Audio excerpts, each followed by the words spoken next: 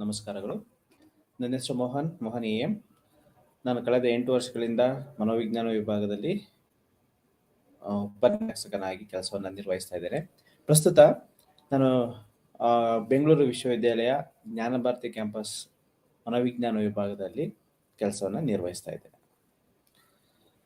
So ವಿಜ್ಞಾನದಲ್ಲಿ ಸಾಮಾಜಿಕ ಮನೋವಿಜ್ಞಾನ ಬಹಳ ಪ್ರಮುಖವಾದಂತಹ ಒಂದು ಶಾಖೆ ಆಗುತ್ತೆ. ಸಾಮಾಜಿಕ ಮನೋವಿಜ್ಞಾನ ಅದರದ್ದು ವ್ಯಾಖ್ಯಾನ ಮತ್ತು ವ್ಯಾಪ್ತಿ, ಅದರದ್ದು ಒಂದು ಪರಿಮಿತಿ, ಈ ಎಲ್ಲದರ ಬಗ್ಗೆ ಈಗಾಗಲೇ ನಾವು ಮಾಹಿತಿಯನ್ನ ಪಡ್ಕೊಂಡಿದ್ದೀವಿ. ಮನೋವಿಜ್ಞಾನ ಅಂತ ಅಂದ್ರೆ ಈಗಾಗಲೇ ಗೊತ್ತಿರೋ ಹಾಗೆ ವರ್ತನೆಯನ್ನ ಮನೋವೈಜ್ಞಾನಿಕ ಅಥವಾ ವೈಜ್ಞಾನಿಕ ತಳಹದಿಯ ಆಧಾರದ ಮೇಲೆ ಅಧ್ಯಯನ ಮಾಡುವಂತ ಒಂದು ವಿಜ್ಞಾನ, ಒಂದು ಶಾಸ್ತ್ರ ಮನೋವಿಜ್ಞಾನ. ಸಾಮಾಜಿಕ ಮನೋವಿಜ್ಞಾನ ಅಂತಂದ್ರೆ ಒಬ್ಬ ವ್ಯಕ್ತಿಯ ವರ್ತನೆಯನ್ನ ಸಾಮಾಜಿಕ ಹಿನ್ನೆಲೆಯಲ್ಲಿ ವೈಜ್ಞಾನಿಕವಾಗಿ ಅಧ್ಯಯನ ಮಾಡುವಂತ ಒಂದು ವಿಧಾನ ಅಥವಾ ಒಂದು ಶಾಖೆ. ಆ ಒಂದು ಶಾಖೆ ಸಾಮಾಜಿಕ ಮನೋವಿಜ್ಞಾನ. ಸೊ ಅದರಲ್ಲಿ ಪ್ರಮುಖವಾಗಿ ಬರುವಂತದ್ದು ಈ ಸಮೂಹ, ಗುಂಪು. ಸೊ ಸಮೂಹದ ಬಗ್ಗೆ ನಾವು ಮಾತಾಡ್ತಾ ಇದ್ವಿ, ಔಪಚಾರಿಕ ಮತ್ತು ಅನೌಪಚಾರಿಕ ಸಮೂಹಗಳು ಬಂದು.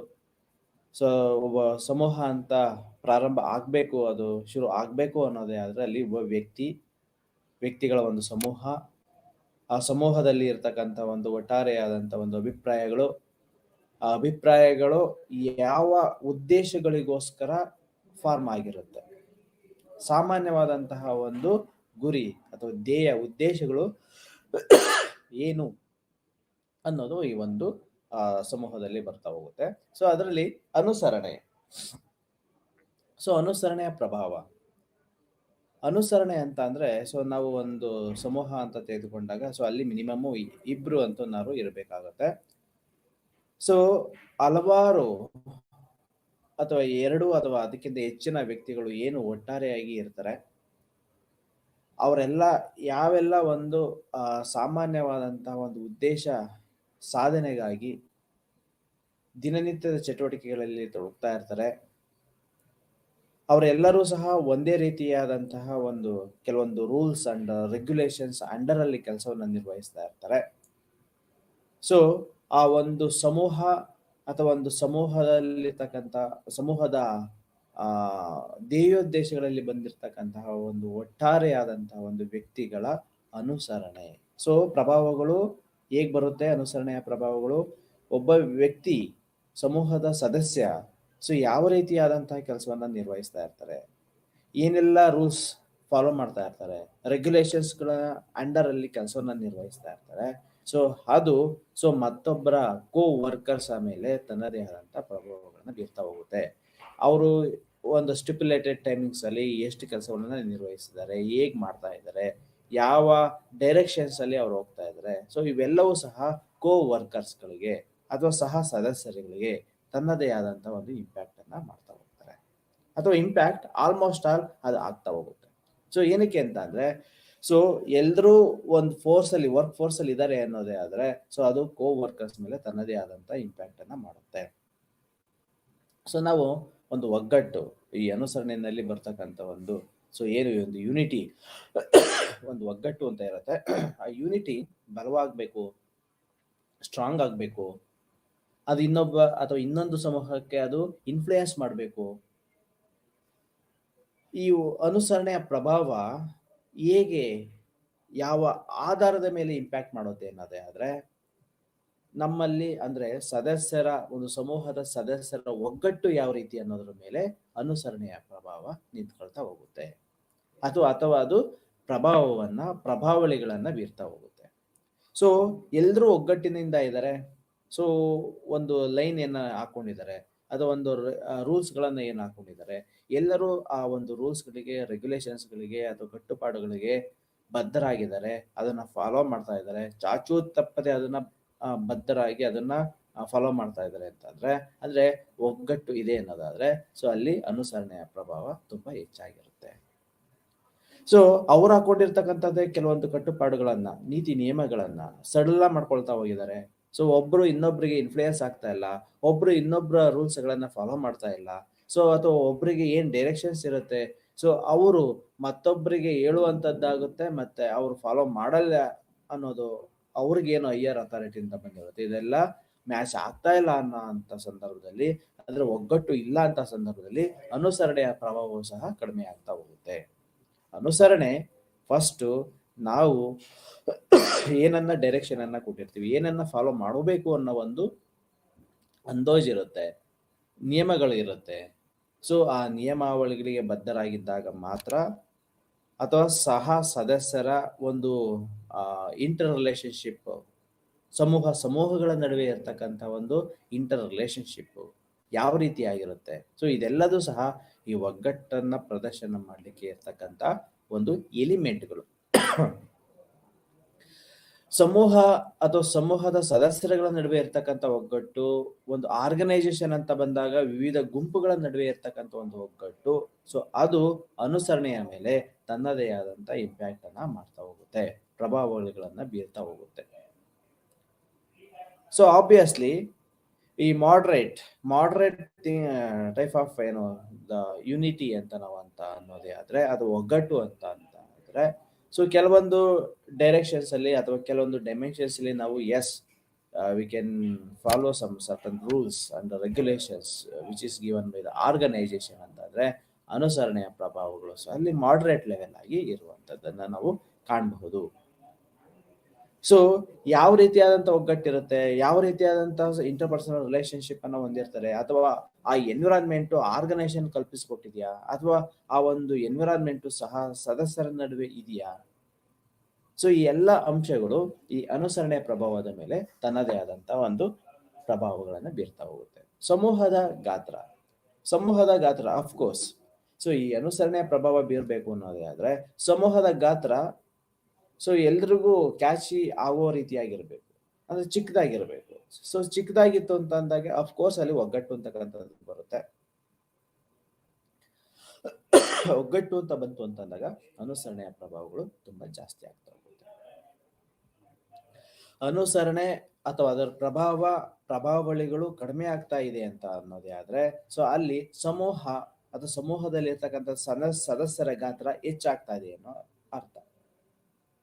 ಸೊ ಎಲ್ಲಿ ಅನುಸರಣೆಯ ಪ್ರಭಾವಗಳು ಬಲಗೊಳ್ತಾ ಹೋಗ್ತಾ ಇದೆ, ಗಟ್ಟಿ ಆಗ್ತಾ ಹೋಗ್ತಾ ಇದೆ, ಸೊ ಹೆಚ್ಚಿನ ಮಹತ್ವಗಳು ಬರ್ತಾ ಇದೆ ಅನ್ನೋದೇ ಆದ್ರೆ, ಸೊ ಅಲ್ಲಿ ಇನ್ ಟರ್ಮ್ಸ್ ಆಫ್ ಸಮೂಹದ ಗಾತ್ರದಲ್ಲಿ ಏನೋ ಒಂದು ಎಲಿಮಿನೇಷನ್ಸ್ ಆಗ್ತಾ ಇದೆ, ಅಥವಾ ಒಂದು ಇನ್ಸೆಕ್ಯೂರಿಟಿ ಫೀಲಿಂಗ್ ಕಾಡ್ತಾ ಇದೆ, ಅಥವಾ ಅದರಲ್ಲಿ ಇರ್ತಕ್ಕಂಥ ಸದಸ್ಯರ ಎಲ್ರಿಗೂ ಸಹ ಒಂದು ಫೇಸ್ ಟು ಫೇಸ್ ಇಂಟರಾಕ್ಷನ್ಸ್ ಗಳನ್ನ ನಡೀತಾ ಇದೆ.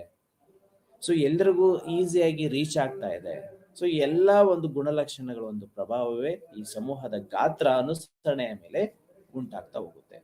ಸಮೂಹದ ಗಾತ್ರ ಫಾರ್ ಎಕ್ಸಾಂಪಲ್ ಒಂದು ರೂಮ್ ನಲ್ಲಿ ಅಥವಾ ಒಂದು ಆರ್ಗನೈಸೇಷನ್ ಅಲ್ಲಿ 20-30 ಮೆಂಬರ್ಸ್ ಇದ್ದಾರೆ.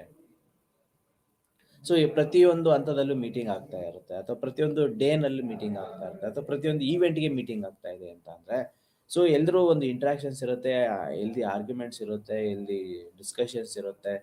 ಸೊ ಏನಾಗ್ತಾ ಇದೆ, ಅವ್ರದ್ದು ಏನಾಗ್ತಾ ಇದೆ, ಇವ್ರದ್ದು ಆಗ್ತಾ ಇದೆ, ಅಥವಾ ಅವ್ರೇನ್ ಇನ್ಫ್ಲೂಯೆನ್ಸ್ ಮಾಡ್ತಾ ಇದಾರೆ, ಇವ್ರೇನ್ ಇನ್ಫ್ಲೂಯೆನ್ಸ್ ಮಾಡ್ತಾ ಇದಾರೆ, ಎಷ್ಟು ವರ್ಕ್ ಆಗ್ತಾ ಇದೆ. ಸೊ ಇದೆಲ್ಲ ಒಬ್ರಿಗೆ ಅದು ಇನ್ಫಾರ್ಮೇಶನ್ ಶೇರ್ ಆಗ್ತಾ ಹೋದ ನಂತರದಲ್ಲಿ, ಸೊ ನಂದು ಒಂದು 50% ಕೆಲಸ ಮುಗ್ದಿದೆ, ಸೊ ಇನ್ನೊಬ್ರದ್ದು 40 ಮುಗ್ದಿದೆ, ಇನ್ನೊಬ್ರದ್ದು 60 ಆಗಿದೆ. ಸೊ ಯಾರು ಕಡಿಮೆ ಆಗಿರುತ್ತೆ ಅವ್ರು ಒಂಚೂರು ಫೋರ್ಸ್ ಮಾಡ್ಕೊಳ್ತಾರೆ. ಸೊ ಯಾರು ಜಾಸ್ತಿ ಮಾಡ್ಕೊಂಡಿದ್ದಾರೆ ಅವ್ರೊಂದು ಸ್ವಲ್ಪ ಮಾಡ್ರೇಟ್ ಲೆವೆಲ್ ಅಲ್ಲಿ ವರ್ಕ್ ಮಾಡ್ತಾರೆ.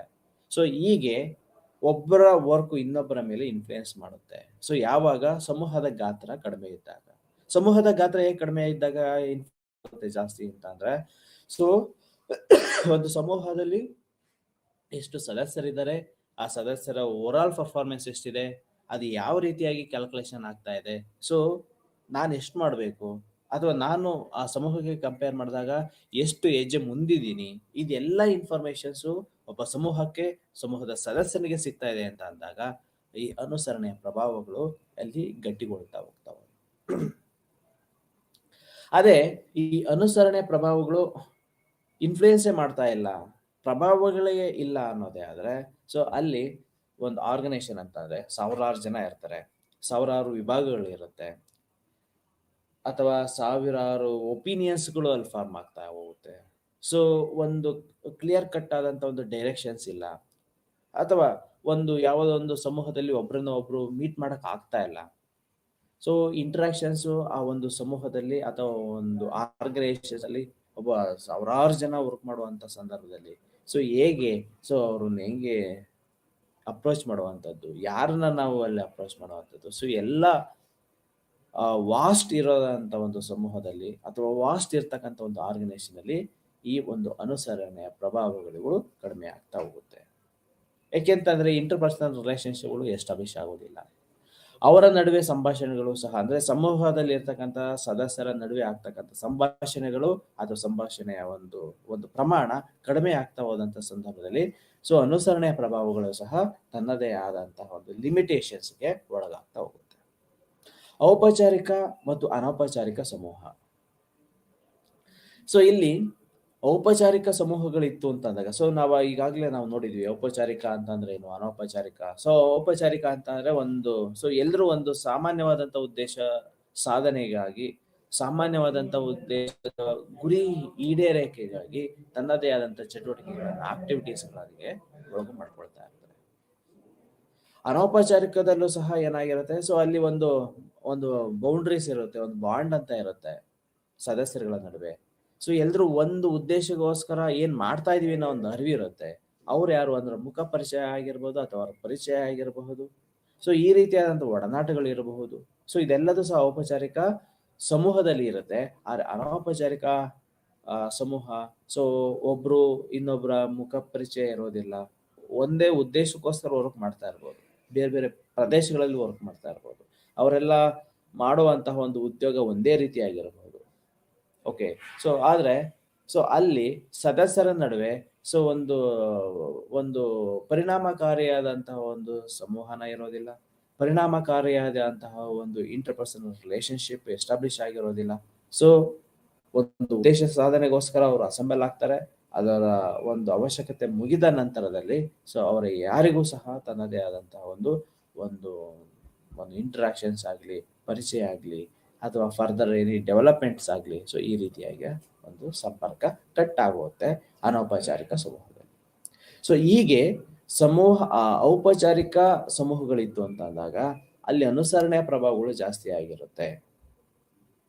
ಏನಕ್ಕೆ ಅಂತ ಅಂದ್ರೆ ಸೊ ಅವ್ರು ಏನು ಅಂತ ಗೊತ್ತು, ಅವ್ರ ವರ್ಕ್ ನೇಚರ್ ಏನು ಅಂತ ಗೊತ್ತು, ಯಾವ ಉದ್ದೇಶಕ್ಕೋಸ್ಕರ ಹೋರಾಟ ಮಾಡ್ತಾ ಇದ್ದಾರೆ, ಅವ್ರು ಯಾವ ಒಂದು ಉದ್ದೇಶಕ್ಕೋಸ್ಕರ ಇಲ್ಲಿ ಅಸೆಂಬಲ್ ಆಗಿದ್ದಾರೆ, ಅಥವಾ ಯಾವ ಒಂದು ಉದ್ದೇಶವನ್ನ ಗುರಿ ಸಾಧನೆಗಾಗಿ ಒಂದು ಸಮೂಹದಲ್ಲಿ ಇರ್ತಕ್ಕಂಥ ಸದಸ್ಯರ ನಡುವೆ ಇಂಟರ್ಪರ್ಸನಲ್ ರಿಲೇಶನ್ಶಿಪ್ ಎಸ್ಟಾಬ್ಲಿಷ್ ಆಗಿದೆ, ಅಥವಾ ಒಂದು ಸಮೂಹದಲ್ಲಿ ಇರ್ತಕ್ಕಂಥ ಸದಸ್ಯರ ಒಂದು ಒಂದು ಕಮ್ಯುನಿಕೇಶನ್ಸ್ ಎಸ್ಟಾಬ್ಲಿಷ್ ಆಗಿದೆ, ರ್ಯಾಪೋ ಎಸ್ಟಾಬ್ಲಿಷ್ ಆಗಿದೆ, ಟ್ರಸ್ಟ್ ಎಸ್ಟಾಬ್ಲಿಷ್ ಆಗಿದೆ. ಓಕೆ, ಸೊ ಇದು ಎಲ್ಲ ಒಂದು ಕಾರಣಕ ಅಂಶಗಳು ಅವ್ರ ನಡುವೆ ಇರ್ತಕ್ಕಂಥ ಒಂದು ಒಡನಾಟಗಳು ಏನಿದೆ, ಅವರಲ್ಲಿ ಇರ್ತಕ್ಕಂಥ ಒಂದು ಪರ್ಸನಾಲಿಟಿ ವ್ಯಕ್ತಿತ್ವಗಳು ಏನಿದೆ, ಇದೆಲ್ಲದೂ ಸಹ ಅನುಸರಣೆ ಮೇಲೆ. ಯಾಕೆಂದ್ರೆ ದಿನನಿತ್ಯ ನಡೀತಾ ಇರತಕ್ಕಂಥ ಚಟುವಟಿಕೆಗಳು ಒಬ್ಬರು ಇನ್ನೊಬ್ಬರ ಮೇಲೆ ಇನ್ಫ್ಲೂಯೆನ್ಸ್ ಮಾಡುವಂಥದ್ದು. ಸೊ ಆ ಒಂದು ಇನ್ಫ್ಲೂಯೆನ್ಸ್ ಆಗುವಂತ ಒಂದು ಪ್ರಕ್ರಿಯೆನಲ್ಲಿ ಕ್ಲಾರಿಫಿಕೇಶನ್ಸ್ ಇರ್ಬೋದು, ಒಂದು ಕಟ್ಔಟ್ ತರ ಇರ್ಬೋದು. ಸೊ ಇದೆಲ್ಲದೂ ಒಂದು ಅಂಶಗಳು ಈ ಒಂದು ಔಪಚಾರಿಕ ಸಮೂಹ ಅನುಸರಣೆ ಮೇಲೆ, ಅನುಸರಣೆಯ ಪ್ರಭಾವಗಳ ಮೇಲೆ ತನ್ನದೇ ಆದಂತ ಪ್ರಭಾವಗಳನ್ನ ಬೀರ್ತಾ ಹೋಗುತ್ತೆ.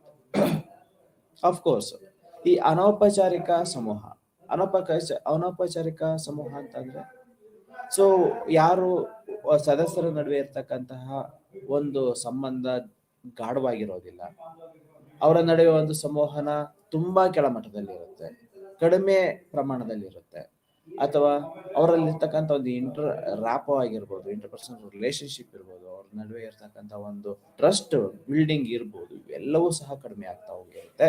ಸೊ ಆಬ್ವಿಯಸ್ಲಿ ಸೊ ನಿಮ್ಮ ಬಗ್ಗೆ ಗೊತ್ತಿಲ್ಲ ಅಂತಂದಾಗ ನಾನು ಹೇಗೆ ನಿಮ್ಮನ್ನ ನಾನು ಫಾಲೋ ಮಾಡಲಿ?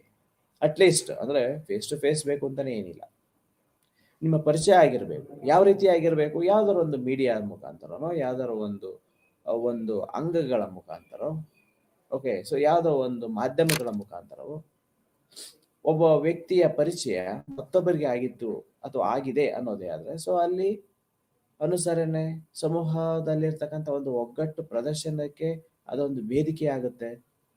ಸೊ ಅಂತ ಯಾವುದೇ ಒಂದು ಫಾರ್ಮಲ್ ಕಮ್ಯುನಿಕೇಶನ್ಸ್ ಇಲ್ಲ, ಫಾರ್ಮಲ್ ಆಗಿರ್ತಕ್ಕಂಥ ಒಂದು ಒಂದು ಮೀಟಿಂಗ್ಸ್ ಇಲ್ಲ, ಒಂದು ಫೇಸ್ ಟು ಫೇಸ್ ಇಂಟರಾಕ್ಷನ್ಸ್ ಇಲ್ಲ ಅನ್ನೋದೇ ಆದರೆ, ಸೊ ಅಲ್ಲಿ ಯಾರು ಯಾರನ್ನ ಫಾಲೋ ಮಾಡ್ತಾರೆ, ಯಾರು ಯಾರನ್ನ ಇಮಿಟೇಟ್ ಮಾಡ್ತಾರೆ, ಅದು ಅನುಸರಣೆಯನ್ನ ಮಾಡ್ತಾರೆ. ಸೊ ಇದು ಗೊಂದಲಕ್ಕೆ ಬರುವಂಥದ್ದು.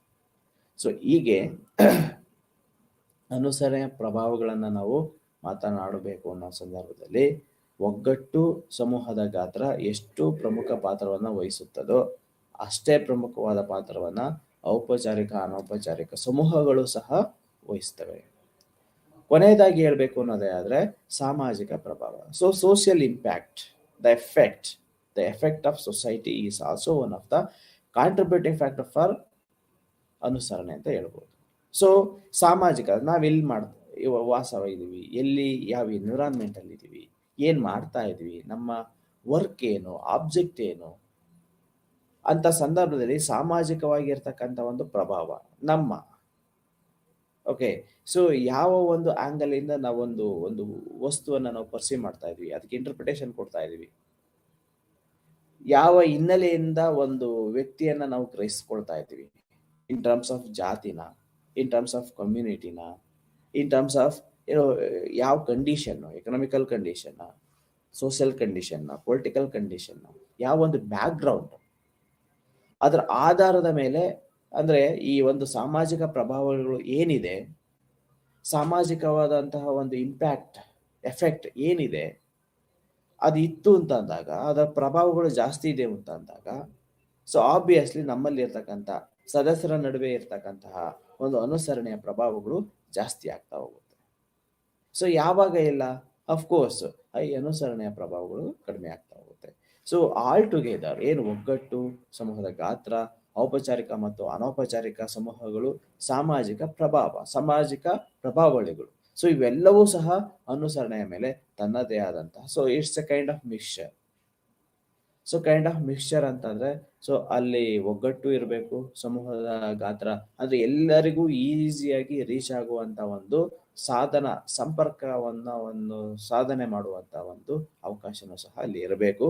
ಔಪಚಾರಿಕವಾಗಿ ಮತ್ತು ಅನೌಪಚಾರಿಕವಾಗಿ ನಡುವೆ ಇರ್ತಕ್ಕಂಥ ಒಂದು ಡಿಫರೆನ್ಸಸ್, ವ್ಯತ್ಯಾಸಗಳು ಏನಿರುತ್ತೆ, ಆ ವ್ಯತ್ಯಾಸಗಳಲ್ಲಿ ಇರ್ತಕ್ಕಂತಹ ಒಂದು ಗ್ಯಾಪ್ ಅನ್ನ ನಾವು ಕಡಿಮೆ ಮಾಡ್ತಾ ಸಂದರ್ಭದಲ್ಲಿ ಸಹ ನಾವು ಅನುಸರಣೆಯ ಮೇಲೆ ಇರ್ತಕ್ಕಂಥ ಪ್ರಭಾವಳಿಗಳನ್ನ ನಾವು ಸುಲಭಕ್ಕೆ ಅಧ್ಯಯನ ಮಾಡಲಿಕ್ಕೆ ಸಾಧ್ಯ ಆಗುತ್ತೆ. ಅಫ್ಕೋರ್ಸ್ ಸಾಮಾಜಿಕ ಪ್ರಭಾವಗಳು ಅನುಸರಣೆಯ ಮೇಲೆ, ಸೊ ಯಾರನ್ನ ಅನುಸರಣೆ ಮಾಡಬೇಕು, ಸೊ ಅವರ ಹಿನ್ನೆಲೆ, ಅವರ almost all history in terms of psychological, social, financial ಎಲ್ಲ ರೀತಿಯಾದಂಥ ಒಂದು ಸಾಮಾಜಿಕ ಪ್ರಭಾವಳಿಗಳು ಅನುಸರಣೆಯ ಮೇಲೆ ತನ್ನದೇ ಆದಂತಹ ಪ್ರಭಾವಗಳನ್ನು ಬೀರ್ತಾ ಹೋಗುತ್ತೆ. ಒಬ್ರು ಇನ್ನೊಬ್ಬರನ್ನ ಅನುಸರಣೆ ಮಾಡ್ತಾರೆ, ಅವರ ಆಕ್ಟಿವಿಟೀಸ್ಗಳನ್ನ ಮುಂದುವರಿಸ್ತಾ ಹೋಗ್ತಾರೆ, ಅವರ ಎಲ್ಲ ದೈನಂದಿನ ಚಟುವಟಿಕೆಗಳೇನಿರುತ್ತೆ, ಅವರ ಸ್ಟೈಲ್ಸ್ ಏನಿರುತ್ತೆ, ಅವರು ನಡೆದು ಬಂದ ದಾರಿ ಏನಿರುತ್ತೆ, ಅದನ್ನ ಫಾಲೋ ಮಾಡಬೇಕು ಅನ್ನೋ ಒಂದು ಒತ್ತಾಸೆಗೆ ಬಿದ್ದಿರ್ತಾರೆ. ಈ ಅನುಸರಣೆಗೆ ಕಾರಣಗಳನ್ನ ನಾವು ಹುಡುಕ್ತಾ ಹೋಗ್ಬೇಕು ಅನ್ನೋದೇ ಆದ್ರೆ, ಸೊ ಅಲ್ಲಿ ಎರಡು ರೀತಿಯಾದಂತಹ ಪ್ರಭಾವಗಳು ಬರುತ್ತೆ. ಒಂದನೇದು ರೂಢಿಗತ ಸಾಮಾಜಿಕ ಪ್ರಭಾವ, ಇಷ್ಟಪಡುವ ಬಯಕೆ. ಓಕೆ, ಸೊ ನಾನು ಇನ್ನೊಬ್ಬರನ್ನು ಇಷ್ಟಪಡಬೇಕು, ಅದು ನನ್ನ ರೂಢಿಗತ ಸಾಮಾಜಿಕ ಪ್ರಭಾವಗಳಿಂದ ಬಂದ್ಬಿಡುತ್ತೆ. ನಾನು ಎಲ್ರಿಗೂ ಇಷ್ಟ ಆಗ್ಬೇಕು,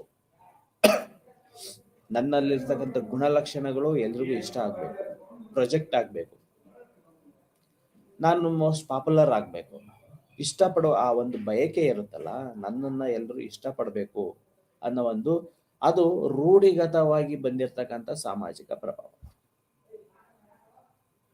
ಸೊ ನಾನು ಎಲ್ರಿಗೂ ರೀಚ್ ಆಗ್ಬೇಕು, ಎಲ್ರಿಗೂ ಇಷ್ಟ ಆಗ್ಬೇಕು ಅನ್ನೋದು ಯಾರಿಗಿಲ್ಲ, ಆಲ್ಮೋಸ್ಟ್ ಎಲ್ಲ ಹ್ಯೂಮನ್ ಬೀಯಿಂಗಿಗೆ, ಹ್ಯೂಮನ್ ಕೈಂಡ್ಗೆ. ಸೊ ಈ ರೀತಿಯಾದಂತಹ ಒಂದು ಆಸೆಗಳು ಇರುತ್ತೆ, ಬಯಕೆಗಳು ಇರುತ್ತೆ. ಸೊ ಇದು ಅನುಸರಣೆಗೆ. ಸೊ ನಾವು ಇನ್ನೊಬ್ಬರನ್ನ ಯಾವ ರೀತಿ ಫಾಲೋ ಮಾಡ್ತೀವಿ, ಸೊ ಇನ್ನೊಬ್ರು ಯಾರೋ ಆ ರೀತಿಯಾದಂತಹ ಆಕ್ಟಿವಿಟೀಸ್ಗಳನ್ನ ಮಾಡ್ತಿರ್ತಾರೆ, ಅಂಥವ್ರನ್ನ ನಾವು ಕಾಪಿ ಮಾಡ್ತೀವಿ, ಫಾಲೋ ಮಾಡ್ತೀವಿ, ಅವ್ರನ್ನ ಮಾಡೆಲ್ ಆಗಿ ನೋಡ್ಕೊಳ್ತೀವಿ. ನಮ್ಮನ್ನ, ಸೊ ಅವ್ರನ್ನ ಲಕ್ಷ ಅಥವಾ ಕೋಟಿಗಟ್ಟಲೆ ಅವರು ಫಾಲೋ ಮಾಡ್ತಾ ಇದ್ದಾರೆ, ಅವ್ರನ್ನ ಅನ್ನೋದಾದ್ರೆ ಅಟ್ಲೀಸ್ಟ್ ನಮಗೆ 1000, ಲಕ್ಷ, 1000, 100, 1 or 2 ಒಬ್ರಾದ್ರು ಅಟ್ಲೀಸ್ಟ್, ಸೊ ಅಂತ ಒಂದು ಮಾಡೆಲ್ ರೀತಿಯಾಗಿ ಏನು ಒಂದು ಎಸ್ಟಾಬ್ಲಿಷ್ ಆಗ್ಬೇಕು ಅನ್ನೋ ಒಂದು ಆಸೆ ಕಾನ್ಸೆಪ್ಟ್ಗಳು ಇರುತ್ತಲ್ಲ, ಸೊ ಆ ಒಂದು ಪ್ರಭಾವ, ರೂಢಿಗತವಾಗಿ ಬಂದಿರತಕ್ಕಂಥ ಸಾಮಾಜಿಕ ಪ್ರಭಾವಗಳು ಇಷ್ಟಪಡುವ ಬಯಕೆ ಆಧಾರದ ಮೇಲೆ ಈ ಒಂದು ಅನುಸರಣೆಯನ್ನ ಮಾಡುವಂತಹ ಪ್ರಕ್ರಿಯೆಗಳು ನಮ್ಮಲ್ಲಿ ನಡೀತಾ ಹೋಗ್ತವೆ. ಓಕೆ, ಸೊ ನಾವು ಇಷ್ಟ ಆಗ್ಬೇಕು, ಒಂದು ಸಮೂಹ ಇಷ್ಟ ಆಗ್ಬೇಕು, ಒಂದು ಜಾತಿ ಇಷ್ಟ ಆಗ್ಬೇಕು, ಒಂದು ಸಮುದಾಯ ಇಷ್ಟ ಆಗ್ಬೇಕು. ಸೊ ಈ ಸಾಮಾಜಿಕ ಅಡಿಪಾಯಗಳು ಏನಿದೆಯಲ್ಲ, ಸಾಮಾಜಿಕವಾಗಿ ಭದ್ರ ಬುನಾದಿಗಳು ಏನಿದೆಯಲ್ಲ, ಆ ಭದ್ರ ಬುನಾದಿಗಳ ಆಧಾರದ ಮೇಲೆ ನಮ್ಮನ್ನು ಇಷ್ಟಪಡುವಂಥವರು, ನಾವು ಮತ್ತೊಬ್ಬರನ್ನ ಇಷ್ಟಪಡುವಂತಹ ಒಂದು ಬಯಕೆಗಳ ಆಧಾರದ ಮೇಲೆ ಈ ಅನುಸರಣೆಗೆ ಕಾರಣಗಳು ನಿಲ್ತಾ ಹೋಗುತ್ತೆ. ಎರಡನೇದು ರೂಢಿಗತ ಸಾಮಾಜಿಕ ಪ್ರಭಾವ. ಸರಿಯಾಗಬೇಕೆಂಬ ಬಯಕೆ. ಏನ್ ಸರಿಯಾಗಬೇಕು? ಸೊ ನಮ್ಮಲ್ಲಿ ಅನೇಕ ಅಪಸಮಾನತೆಗಳು ಇರಬಹುದು, ಪ್ರಭಾವಗಳಿಂದ ಏನೆಲ್ಲ ಡಿಸ್ಟರ್ಬ್ ಆಗಿರುತ್ತೆ, ಅಥವಾ ಅಸ್ಪಷ್ಟತೆ ಇರಬಹುದು, ಅಥವಾ ವ್ಯವಸ್ಥಿತವಾಗಿ ಇಲ್ಲದೆ ಇರುವಂತಹ ಒಂದು ಕಂಡೀಷನ್ಸ್ಗಳು ಇರಬಹುದು. ಅವೆಲ್ಲ ಏನು ರೂಢಿಗತವಾಗಿ ಬಂದಿರತಕ್ಕಂತಹ ಸಾಮಾಜಿಕ ಪ್ರಭಾವಗಳಾಗಿರುತ್ತೆ.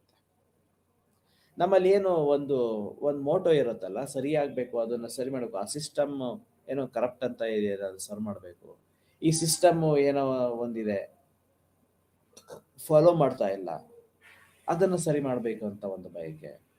ಸೊ ಏನೋ ಒಂದು ಸಿಸ್ಟಮ್ ಇದೆ, ನಾವು ಹೇಗೆ ಅದನ್ನ ಇನ್ಫ್ಲುಯೆನ್ಸ್ ಮಾಡಬೇಕು, ಹೇಗೆ ಅದಕ್ಕೆ ಆದಂಥ ಒಂದು ಸ್ಟ್ಯಾಂಡರ್ಡ್ ಅಥವಾ ಸ್ಟ್ರೆಂತ್ ಅನ್ನು ಕೊಡಬೇಕು. ಓಕೆ, ಸೊ ಏನೋ ಒಂದು ಸಮಥಿಂಗ್ ರಾಂಗ್ ಅಂತ ಇದೆ, ಸಮಥಿಂಗ್ ನಾಟ್ ಗುಡ್ ಅಂತ ಇದೆ, something which is not fair ಅಂತ ಇದೆ. ಸೊ ಅದನ್ನೆಲ್ಲ ನಾವು ಸರಿ ಮಾಡಬೇಕು ಅಂತ ಒಂದು ಬಯಕೆ. ಆ ಒಂದು ಬಯಕೆಯ ಹಂತದಲ್ಲಿ ಈ ಅನುಸರಣೆಗಳು ನಮ್ಮಲ್ಲಿ ಉಟ್ಕೊಳ್ತಾ ಹೋಗುತ್ತೆ, ಬಲಗೊಳ್ತಾ ಹೋಗುತ್ತೆ, ಇನ್ಫ್ಲುಯೆನ್ಸ್ ಮಾಡ್ತಾ ಹೋಗುತ್ತೆ. ಸೊ ಸಾಮಾಜಿಕವಾಗಿ ಇರ್ತಕ್ಕಂತಹ ಒಂದು ಈ ಪ್ರಭಾವಳಿಗಳು ನಮ್ಮಲ್ಲಿ ಇರ್ತಕ್ಕಂಥ ಇಷ್ಟಪಡುವ ಬಯಕೆ, ನಮ್ಮಲ್ಲಿ ಇರ್ತಕ್ಕಂಥ ಸರಿಯಾಗಬೇಕು, ಅಥವಾ ಇನ್ನೊಬ್ರು ಇನ್ಫ್ಲುಯೆನ್ಸ್ ಇಂದ, ಇನ್ನೊಬ್ಬರ ಮೇಲೆ ಆಗ್ತಕ್ಕಂಥ ಒಂದು ಪ್ರಭಾವಳಿಗಳಿಂದಾಗಿ ನಮ್ಮಲ್ಲಿ ಬದಲಾಗಬೇಕು ಅಂತ ಒಂದು ಬಯಕೆಗಳೇನಿರುತ್ತಲ್ಲ, ಸೊ ಇದು ಈ ಅನುಸರಣೆಗೆ ಕಾರಣವನ್ನ ಒದಗಿಸಿಕೊಡುವಂಥದ್ದು. ಓಕೆ,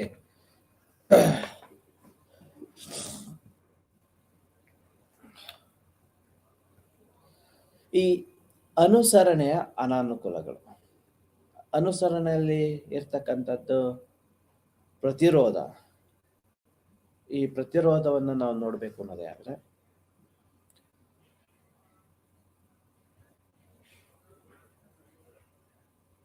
ನಮ್ಮಲ್ಲಿ ಅನುಸರಣೆಗೆ ತನ್ನದೇ ಆದಂತಹ ಪ್ರತಿರೋಧಗಳನ್ನ ಅಥವಾ ಅನಾನುಕೂಲತೆಗಳನ್ನು ಒಡ್ಡುವಂಥದ್ದನ್ನು ನಾವು ನೋಡ್ತಾ ಹೋಗ್ತೀವಿ. ಯಾವನ್ನು ಒಂದು ಸಂದರ್ಭದಲ್ಲಿ ನಾವು ಈ ಅನುಸರಣೆಗೆ ಪ್ರತಿರೋಧವನ್ನ ಒಡ್ತೀವಿ, ಅನುಸರಣೆಗೆ ಪ್ರತಿರೋಧವನ್ನು ವ್ಯಕ್ತಪಡಿಸ್ತೀವಿ ಅನ್ನೋದಾದ್ರೆ ಪ್ರತ್ಯೇಕತೆಯನ್ನು ಕಾಪಾಡಿಕೊಳ್ಬೇಕು. ಸೊ ಯಾರು ಇಂಡಿವಿಜುವಾಲಿಟಿಯನ್ನ ಮೇಂಟೈನ್ ಮಾಡಲಿಕ್ಕೆ ಪ್ರಯತ್ನವನ್ನ ಮಾಡ್ತಾ ಇರ್ತಾರೆ, ಸೊ ನಾನು ಇನ್ನೊಬ್ಬರಿಗಿಂತ ವಿಭಿನ್ನ ಅಂತಕ್ಕಂಥ ಒಂದು ಆಲೋಚನೆ ಅಥವಾ ಅಂತಹ ಮನಸ್ಥಿತಿನಲ್ಲಿ ಇರ್ತಾರೆ, ಅಂತಹ ಸಂದರ್ಭದಲ್ಲಿ ಈ ಒಂದು ಅನುಸರಣೆ ಅನಾನುಕೂಲತೆಗಳು ಅಥವಾ ಅನುಸರಣೆಗೆ ಬರುವಂತಹ ಅಥವಾ ಬರಬಹುದಾದಂತಹ ಪ್ರತಿರೋಧಗಳು ಸಹ ಈ ಒಂದು ಪ್ರಕ್ರಿಯೆಯಲ್ಲಿ ಒಳಗಾಗ್ತಾ ಇರ್ತವೆ. ಎರಡನೇದು, ಈ ಒಂದು ಪ್ರತ್ಯೇಕತೆಯನ್ನ ಕಾಪಾಡಿಕೊಳ್ಬೇಕು ಅಂದ್ರೆ ಇಂಡಿವಿಜುವಲಿಸಮ್. ಸೊ ಇಂಡಿವಿಜುವಲಿಸ್ಟಿಕ್ ಆಗಿ ನಾವೇನ್ ಥಿಂಕ್ ಮಾಡ್ತಾ ಹೋಗ್ತೀವಿ, ಇಂಡಿವಿಜುವಲಿಸ್ಟಿಕ್ ಆಗಿ ಒಂದು ಸಮೂಹ ಅಂತ ಬಂದಾಗ, ಸೊ ಎಲ್ರದ್ದು ಒಂದು ರೂಟ್ ಆಗಿದೆ, ಒಬ್ಬ ವ್ಯಕ್ತಿದು ಮತ್ತೊಂದು ರೂಟ್ ಆಗಿದೆ ಅನ್ನೋದೇ ಆದ್ರೆ ಪ್ರತ್ಯೇಕತೆಯನ್ನ ನಾವು ಗುರುತಿಸ್ಕೋಬೇಕು, ನಮ್ಮ ಸೆಲ್ಫ್ ಐಡೆಂಟಿಟಿಯನ್ನ ನಾವು ಅಲ್ಲಿ ಕಾಯ್ದಿರಿಸ್ಕೋಬೇಕು. ಇಂಥ ಒಂದು ಸಂದರ್ಭದಲ್ಲಿ ಅನುಸರಣೆಗೆ ತನ್ನದೇ ಆದಂತಹ ಅನಾನುಕೂಲತೆಗಳು ಅಥವಾ ಪ್ರತಿರೋಧ ವ್ಯಕ್ತವಾಗೋದನ್ನ ನಾವು ಕಾಣ್ತಾ ಹೋಗ್ತೀವಿ. ಯಾರನ್ನ ಅಕ್ಸೆಪ್ಟ್ ಮಾಡ್ಕೋಬೇಕು, ಯಾರನ್ನ ನಾವು ಅಕ್ಸೆಪ್ಟ್ ಮಾಡ್ಕೋಬೇಕು, ಆಸ್ ಎ ಲೀಡರ್ ಅಂತ ಕರಿಬೇಕು, ಆಸ್ ಎ ಮೆಂಟರ್ ಅಂತ ಕರಿಬೇಕು, ಆಸ್ ಎ ಗುರು ಅಂತ ಕರಿಬೇಕು. ಈ ಎಲ್ಲ ಅಂಶಗಳ ಆಧಾರದ ಮೇಲೆ ಈ ಅನುಸರಣೆಗೆ ಪ್ರತಿರೋಧ ಅಂತಕ್ಕಂಥ ಒಂದು ಪ್ರತಿವಾದವಂತಹ ಒಂದು ಅಲೆ ಇದರಲ್ಲಿ ಕಾಣಿಸ್ಕೊಳ್ತಾ ಹೋಗುತ್ತೆ. ಅದರ ಮೂಲಭೂತವಾದಂತಹ ಅಂಶವೇ ಪ್ರತ್ಯೇಕತೆ ಅಂತ ಅನ್ನೋದೇ ಆದ್ರೆ ನಮಗೆ ಸಪರೇಟ್ ಆದಂತಹ ಒಂದು ರೂಲ್ಸ್ ಅಂಡ್ ರೆಗ್ಯುಲೇಷನ್ಸ್ಗಳು ಇರಬೇಕು, ಪ್ರತ್ಯೇಕವಾದಂತಹ ಒಂದು ಐಡೆಂಟಿಟಿ ಬೇಕು, ಪ್ರತ್ಯೇಕವಾದಂತಹ ಒಂದು ಜವಾಬ್ದಾರಿಗಳು ಬೇಕು, ಪ್ರತ್ಯೇಕವಾದಂತಹ ಪ್ರತಿಯೊಂದು ಈ ಸಾಮಾಜಿಕ ಹಿನ್ನೆಲೆಯಲ್ಲಿ ನಾವು ನೋಡಬೇಕು, ಆರ್ಗನೈಸೇಷನ್ ಹಿನ್ನೆಲೆಯಲ್ಲಿ ನಾವು ನೋಡಬೇಕು, ಅಥವಾ ಒಂದು ವೈಯಕ್ತಿಕ ಸಮುದಾಯ, ಗುಂಪು, ಸಮೂಹ, ಈ ಎಲ್ಲ ಆಂಗಲ್ ಇಂದ ನಾವು ನೋಡ್ಬೇಕು ಅನ್ನೋದೇ ಆದ್ರೆ ಪ್ರತ್ಯೇಕತೆಯನ್ನು ಯಾರು ಬಯಸ್ತಾರೆ? ಅದರಿಂದ ಉಂಟಾಗಿರ್ತಕ್ಕಂತಹ ಅಂಶಗಳು ಏನೆಲ್ಲ ಇಂಡಿವಿಜುವಲಿಸ್ಟಿಕ್ ಆಗಿ ಬರ್ತಾ ಹೋಗುತ್ತೆ, ಅದರಿಂದ ನಾವು ಯಾವ ಹಂತದವರೆಗೂ ನಾವು ಪ್ರತ್ಯೇಕತೆಯನ್ನು ಕಾಯ್ದುಕೊಳ್ಬಹುದು ಅಥವಾ ಕಾಪಾಡ್ಕೋಬಹುದು. ಈ ಎಲ್ಲ ಅಂಶಗಳು ಸಹ ಅನುಸರಣೆಗೆ ತನ್ನದೇ ಆದಂತಹ ಒಂದು ಪ್ರತಿಕೂಲವಾದಂತಹ ವಾತಾವರಣವನ್ನ ಸೃಷ್ಟಿ ಮಾಡ್ತವೆ. So all are equal. ಈಗ ಒಂದು ಸ್ಪರ್ಧೆ ಮತ್ತೆ ಸಹಕಾರ ಯಾವಾಗಿರುತ್ತೆ? ಸೊ ಎಲ್ರೂ ಒಂದಾಗಿ ಯಾವಾಗ ಮುಂದುವರಿತಾರೆ ಅಲ್ಲಿ ಸಮೂಹದ ನಡುವೆ ಸಹಕಾರ ಪ್ರವೃತ್ತಿ ಜಾಸ್ತಿ ಇರುತ್ತೆ. ಸ್ಪರ್ಧೆ ಇತ್ತು ಅಂತ ಅಂದ್ರೂ ಸಹ, ಅಂದ್ರೆ ಸಮೂಹದಲ್ಲಿ ಇರ್ತಕ್ಕಂಥ ಸದಸ್ಯರ ನಡುವೆ ಸ್ಪರ್ಧೆ ಇತ್ತು ಅಂತ ಅಂದ್ರೂ ಅಲ್ಲಿ ಹೆಚ್ಚಿನದಾಗಿ ಒಂದು ಸಹಕಾರ ಮನೋಭಾವ ಇದೆ ಅಂತ ಅಂದ್ರೆ ಅಲ್ಲಿ ಎಲ್ಲಿ ರೀತಿಯಾದಂತಹ ಒಂದು ಸ್ಪರ್ಧೆ ಏರ್ಪಾಡಾಗೋದನ್ನ ನಾವು ನೋಡಬಹುದು ಅಥವಾ ಗಮನಿಸಬಹುದು. ಯಾವಾಗ ಈ ಸಹಕಾರ ಮತ್ತು ಸ್ಪರ್ಧೆಯ ನಡುವೆ ಗ್ಯಾಪ್ ಹೆಚ್ಚಾಗುತ್ತೆ ಅನ್ನೋದೇ ಆದ್ರೆ ಸೊ ಅಲ್ಲಿ ಪ್ರತ್ಯೇಕತೆಯ ಒಂದು ಬಿಂಬ ಅಥವಾ ನಿಲುವು ಅಲ್ಲಿ ಸ್ಪಷ್ಟವಾಗಿರುತ್ತೆ.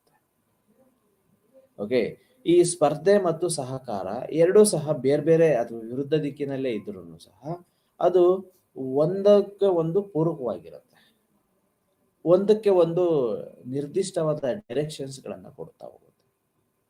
ಸಹಕಾರ ವ್ಯಕ್ತಿಗಳ ನಡುವೆ ಅಂದ್ರೆ ಸಮೂಹದ ಸದಸ್ಯರ ನಡುವೆ ಒಂದು ಹೆಲ್ತಿಯರ್ ವೇ ಆಫ್ ಕಮ್ಯುನಿಕೇಶನ್ಸ್ ಇದೆ, ಹೆಲ್ತಿಯರ್ ವೇ ಆಫ್ ಡೀಲಿಂಗ್ ಇದೆ, ಹೆಲ್ತಿಯರ್ ವೇ ಆಫ್ ಒಂದು ಕಾಂಪಿಟೇಷನ್ಸ್ ಇದೆ ಅನ್ನೋದೇ ಆದ್ರೆ ಸೊ ಅಲ್ಲಿ ಪ್ರತ್ಯೇಕತೆ ಬರೋದಲ್ಲ, ಯೂನಿಟಿ ಇರುತ್ತೆ. ಯೂನಿಟಿ ಇತ್ತು ಅಂತ ಅಂದಾಗ all together we are move forward to gain something, to achieve something ಅನ್ನೋ ಒಂದು ಕಾನ್ಸೆಪ್ಟ್ ಅವರಲ್ಲಿ ಇರುತ್ತೆ. ಯಾರಲ್ಲಿ ಪ್ರತ್ಯೇಕತೆ ಅಂದ್ರೆ ಇಂಡಿವಿಜುವಲಿಸ್ಟಿಕ್ ಅಂತ ಬರುತ್ತೆ, ಯಾರು ಇಂಡಿವಿಜುವಲಿಸ್ಟಿಕ್ ಮುಖಾಂತರ ನಾವು ನಮ್ಮ ಐಡೆಂಟಿಟಿಯನ್ನ ತೋರಿಸ್ಬೇಕು, ವ್ಯಕ್ತಪಡಿಸ್ಬೇಕು ಅಥವಾ ಮುದ್ರೆಯನ್ನ ಒತ್ತಬೇಕು ಅಂತ ಕಾನ್ಸೆಪ್ಟ್ ಇರುತ್ತೆ. ಸೊ ಅವರು ತನ್ನದೇ ಆದಂತ ರೂಟ್ ಅಲ್ಲಿ ಹೋಗ್ತಾ ಹೋಗ್ತಾರೆ. ಎಲ್ರೂ ಈಕ್ವಲ್ ಅಂತ ಅಂದಾಗ so there is no competition at all.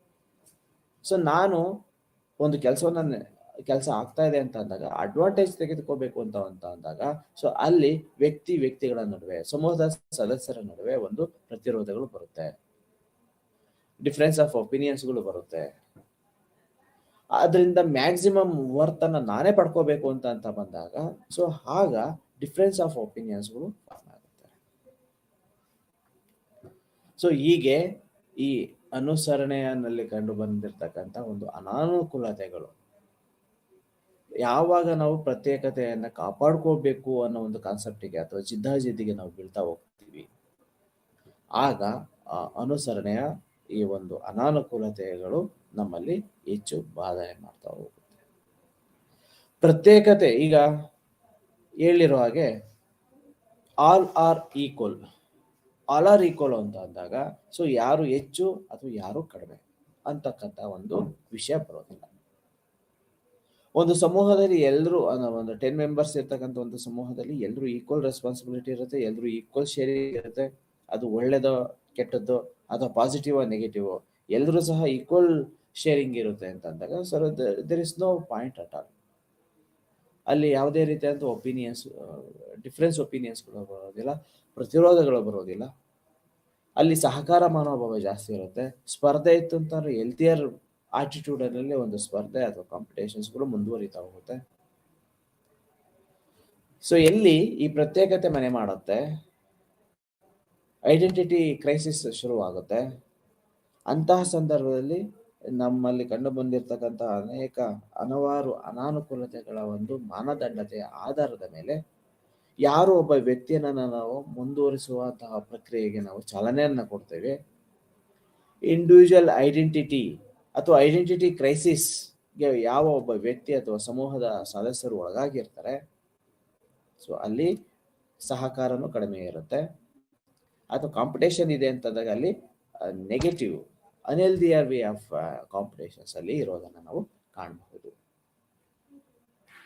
Okay, so ಹೀಗೆ ಈ ಅನುಸರಣೆಗೆ ಪ್ರತಿರೋಧ ಅಥವಾ ಅನಾನುಕೂಲತೆಗಳನ್ನು ನೋಡಬೇಕು ಅನ್ನೋದೇ ಆದ್ರೆ ಪ್ರತ್ಯೇಕತೆ ಅನ್ನೋದು ಪ್ರತ್ಯೇಕವಾಗಿ ನೋಡ್ಬೇಕಾಗುತ್ತೆ. ಪ್ರತ್ಯೇಕತೆ ಹಲವಾರು ದಾರಿಗಳಿಗೆ ಅದು ಕಾರಣವನ್ನು ಮಾಡ್ಕೊಡ್ತಾ ಹೋಗುತ್ತೆ. ಓಕೆ, ಎರಡನೇದು ವೈಯಕ್ತಿಕ ನಿಯಂತ್ರಣವನ್ನು ಕಾಪಾಡಿಕೊಳ್ಳುವ ಅಗತ್ಯವಿರುತ್ತೆ. ಸೊ ವೈಯಕ್ತಿಕ ಸೆಲ್ಫ್ ಕಂಟ್ರೋಲ್ ಅಥವಾ ಇಂಡಿವಿಜುವಲಿಸ್ಟಿಕ್ ಕಂಟ್ರೋಲ್.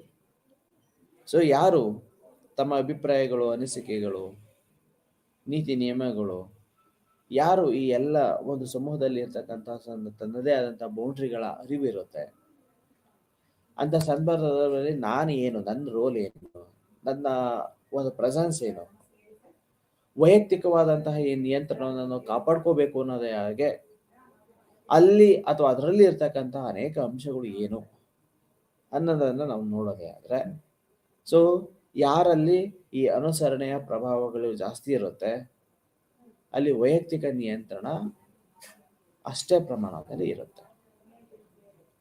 ವೈಯಕ್ತಿಕ ನಿಯಂತ್ರಣಗಳು ಸಾಮಾನ್ಯವಾಗಿರುವಂತಹ ಸಂದರ್ಭದಲ್ಲಿ ಅನುಸರಣೆ ಪ್ರಭಾವಗಳು ಜಾಸ್ತಿ ಇರುತ್ತೆ. ವೈಯಕ್ತಿಕ ನಿಯಂತ್ರಣಗಳ ಒಂದು ಪ್ರಭಾವಗಳು ಎಲ್ಲಿ ಅಥವಾ ಯಾವ ಒಂದು ಸಮೂಹದಲ್ಲಿ ಅಥವಾ ಸಮೂಹದ ಸದಸ್ಯರ ಕಡಿಮೆ ಇರುತ್ತೆ ಅಲ್ಲಿ ಪ್ರತ್ಯೇಕತೆಯ ಕಾನ್ಸೆಪ್ಟ್ಗಳು ಸಹ ಕಡಿಮೆ ಆಗ್ತಾ ಹೋಗುತ್ತೆ. ಪ್ರತ್ಯೇಕತೆಯ ಕಾನ್ಸೆಪ್ಟ್ಗಳು ಕಡಿಮೆ ಆಗ್ತಾ ಹೋಯಿತು ಅಂತಂದ್ರೆ ಸೊ ಅಲ್ಲಿ ತನ್ನದೇ ಆದಂತಹ ಒಂದು ವೈಯಕ್ತಿಕ ನಿಲುವನ್ನು ಸಹ ಕಂಡುಕೊಳ್ತಾ ಹೋಗುತ್ತೆ. So just A minute. ಮೂರನೇದು ವೈಯಕ್ತಿಕತೆಯನ್ನು ಉತ್ತೇಜಿಸುವ ರೂಢಿಗಳು. ವೈಯಕ್ತಿಕತೆ, ಸೊ ಎಗೇನ್ ಇಲ್ಲಿ ಇಂಡಿವಿಜುವಲಿಸ್ಟಿಕ್, ಅದನ್ನು ಉತ್ತೇಜಿಸುವಂತಹ ಒಂದು ರೂಢಿಗಳು ಯಾವ ಒಂದು ಸಮೂಹದಲ್ಲಿ ಇರುತ್ತೆ, ಯಾವ ಒಂದು ಸಮೂಹದ ಸದಸ್ಯರುಗಳ ನಡುವೆ ಇರುತ್ತೆ, ಅಂತಹ ಸಂದರ್ಭದಲ್ಲಿ ಅದು ಈ ಅನುಸರಣೆಗೆ ತನ್ನದೇ ಆದಂತಹ ಪ್ರಭಾವವನ್ನು ಬೀರ್ತಾ ಹೋಗುತ್ತೆ.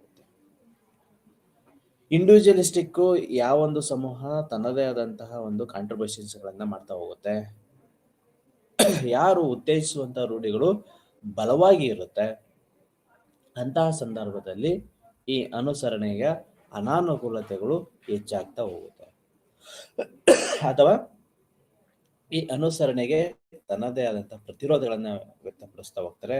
ಯಾವಾಗ ಈ ಅನುಸರಣೆಗೆ ಪ್ರತಿರೋಧಗಳು ಒಡ್ತಾ ಹೋದಂತ ಸಂದರ್ಭದಲ್ಲಿ ಈ ವೈಯಕ್ತಿಕತೆಯನ್ನ ಉತ್ತೇಜಿಸುವಂತಹ ರೂಢಿಗಳು ನಮ್ಮಲ್ಲಿ ಕಡಿಮೆ ಮಾಡ್ತಾ ಹೋಗುತ್ತೆ. ವೈಯಕ್ತಿಕತೆಯನ್ನ ಉತ್ತೇಜಿಸುವಂತಹ ರೂಢಿಗಳು ನಮ್ಮಲ್ಲಿ ಕಡಿಮೆ ಆಗ್ಬೇಕು. ಯುನಿಟಿಯನ್ನ ಹೆಚ್ಚಿಸುವಂತಹ ರೂಢಿಗಳು ಒಂದು ಸಮೂಹದ ಸದಸ್ಯರ ನಡುವೆ ಹೆಚ್ಚಾಗಬೇಕು. ಅನುಸರಣೆಗೆ ಪ್ರತಿರೋಧ ಯಾವಾಗ ಬರುತ್ತೆ ಅಂತ ಅಂದ್ರೆ ಇಂಡಿವಿಜುವಲಿಸ್ಟಿಕ್ ಒಂದು ಸಮೂಹ ಇರುತ್ತೆ, ಸಮೂಹದಲ್ಲಿ ಲೀಡರ್ ಅಂತ ಇರ್ತಾನೆ, ಸಬಾರ್ಡಿನೇಟರ್ಸ್ ಗಳಂತ ಇರ್ತಾರೆ. ಈ ಸಬಾರ್ಡಿನೇಟರ್ಸ್ ಅಥವಾ ಗ್ರೂಪ್ ಆಫ್ ವರ್ಕ್ ಅಥವಾ ಆಕ್ಟಿವಿಟೀಸ್ ಅಂತ ಏನಿರುತ್ತೆ ಸಮೂಹದ್ದು, ಎಲ್ರೂ ಒಬ್ಬ ವ್ಯಕ್ತಿ as A leader as A person ಯಾರಾದ್ರೂ ಅವರು ಕಸಿಕೊಳ್ತಾ ಇದ್ದಾರೆ ಅಂತ ಬಂದಾಗ ಅಥವಾ ಅದರ ಬಂದಿರ್ತಕ್ಕಂಥ ಅದರಿಂದ ಬರಬಹುದಾದಂತಹ ಲಾಭವನ್ನು ಒಬ್ಬರೇ ಗ್ರಹಿಸ್ಕೊಳ್ತಾ ಇದ್ದಾರೆ, ಒಬ್ಬರೇ ಪಡ್ಕೊಳ್ತಾ ಇದ್ದಾರೆ ಅಂತ ಬಂದಾಗ ಸೊ ವೈಯಕ್ತಿಕತೆಯನ್ನು ಉತ್ತೇಜಿಸುವಂತಹ ರೂಢಿಗಳು ಅಲ್ಲಿ ಜಾಸ್ತಿ ಆಗ್ತಾ ಹೋಗುತ್ತೆ. ಅದು ಪ್ರತಿರೋಧಕ್ಕೆ, ಅನುಸರಣೆ ಪ್ರತಿರೋಧಕ್ಕೆ ಕಾರಣ ಆಗ್ತಾ ಹೋಗುತ್ತೆ. ಸೊ ಏನೇ ಪ್ಲಸ್ ಆಗಲಿ ನೆಗೆಟಿವ್ ಆಗಲಿ, ಧನಾತ್ಮಕವಾಗಲಿ ಋಣಾತ್ಮಕವಾಗಲಿ, ಸೊ ಎಲ್ರೂ ಈಕ್ವಲ್ ಶೇರಿಂಗ್ ಇರುತ್ತೆ ಇನ್ ಟರ್ಮ್ಸ್ ಆಫ್ ವರ್ಕ್ ಅಲ್ಲಿ. ಸೊ ಎಲ್ರೂ ಇನ್ ಟರ್ಮ್ಸ್ ಆಫ್ ಬೆನಿಫಿಟ್ ಅಂತ ಬಂದಾಗ ಎಲ್ರೂ ಈಕ್ವಲ್ ಆಗಿ ಇರಬೇಕು ಅಂತ ಬಂದಾಗ ಸೊ ಅಲ್ಲಿ ಸಹಕಾರ ಮತ್ತು ಹೆಲ್ದಿಯರ್ ವೇ ಆಫ್ ಕಾಂಪಿಟೇಷನ್ಸ್ ಇರುತ್ತೆ. ಸೊ ಅಲ್ಲಿ ವೈಯಕ್ತಿಕತೆ ಉತ್ತೇಜಿಸುವಂತಹ ರೂಢಿಗಳು ಸಹ ಕಡಿಮೆ ಆಗ್ತಾ ಹೋಗುತ್ತೆ.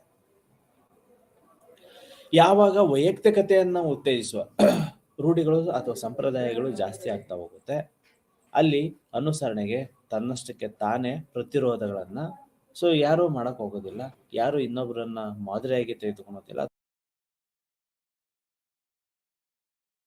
ಒಂದು ಪ್ರಭಾವಗಳನ್ನು ಉಪಯೋಗಿಸ್ತೀವಿ, ತನ್ನದೇ ಆದಂತಹ ನಿಯಂತ್ರಣಗಳನ್ನು ಉಪಯೋಗಿಸ್ತೀವಿ, ತನ್ನದೇ ಆದಂತಹ ಒಂದು ಪ್ರತ್ಯೇಕತೆ, ಒಂದು ಸಪ್ರೇಟ್ ಐಡೆಂಟಿಟಿ ಅಥವಾ ಯಾರಲ್ಲಿ ಅಥವಾ ಐಡೆಂಟಿಟಿ ಕ್ರೈಸಿಸ್ ಇರುತ್ತೆ ಸೊ ಅವರು ಈ ಒಂದು ಅನುಸರಣೆಗೆ ಪ್ರತಿರೋಧಗಳನ್ನ ವ್ಯಕ್ತಪಡಿಸ್ತಾ ಹೋಗ್ತಾರೆ.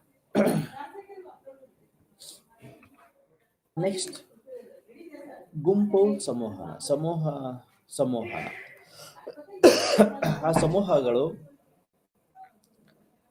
ಸಂವಹನವನ್ನ ಏರ್ಪಡೆ ಮಾಡುವಂತ ಸಂದರ್ಭದಲ್ಲಿ ಸಂವಹನದ ವಿಧಗಳು, ಸಂವಹನದ ಶೈಲಿಗಳು, ಅದರದ ಎಫೆಕ್ಟಿವ್ನೆಸ್, ಅದರಲ್ಲಿರ್ತಕ್ಕಂಥ ಒಂದು ಅಡೆತಡೆಗಳು,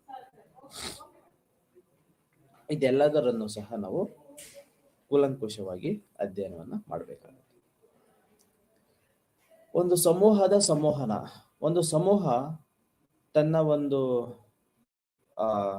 ರೂಲ್ಸು, ರೆಸ್ಪಾನ್ಸಿಬಿಲಿಟಿಗಳು ಏನ್ ಇರುತ್ತೆ ಯಶಸ್ವಿಯಾಗಿ ನಿಭಾಯಿಸ್ಕೊಂಡು ಹೋಗ್ತಾ ಇದೆ ಅಥವಾ ಯಶಸ್ಸನ್ನ ಕಾಣ್ತಾ ಇದೆ ಒಂದು ಸಮೂಹದ ಸದಸ್ಯರ ನಡುವೆ ಸಂವಹನ ಧನಾತ್ಮಕವಾಗಿರುತ್ತೆ. ಒಂದು ಸಮೂಹ ಅಥವಾ ಒಂದು ಆರ್ಗನೈಸೇಷನ್ ಅಂತ ಬಂದಾಗ ಟಾಪ್ ಡೌನ್ ಮತ್ತೆ ಬಾಟಮ್ ಅಪ್ ಅಪ್ರೋಚಸ್ಗಳು ಅಥವಾ ಬಾಟಮ್ ಅಪ್ ಶೈಲಿಗಳು, ಸಂವಹನ ಶೈಲಿಗಳು ಸರಿಯಾದ ಪ್ರಮಾಣದಲ್ಲಿ ಕೆಲಸವನ್ನು ನಿರ್ವಹಿಸ್ತಾ ಇದ್ದಾವೆ ಅನ್ನೋದೇ ಆದ್ರೆ ಓಕೆ, ಅಲ್ಲಿ ಸಂವಹನದ ವಿಧಗಳು ಸಂವಹನವನ್ನ ತಗುತ್ತೆ. ಈ ಗುಂಪು ಸಂವಹನ ಯಶಸ್ವಿ ಆಗ್ಬೇಕು ಅನ್ನೋದೇ ಆದ್ರೆ ಗುಂಪು ಅಂತಕ್ಕಂಥದ್ದು ಚಿಕ್ಕದಾಗಿರ್ಬೇಕು, ಸಮೂಹ ಅಂತಕ್ಕಂಥದ್ದು ಚಿಕ್ಕದಾಗಿರ್ಬೇಕು.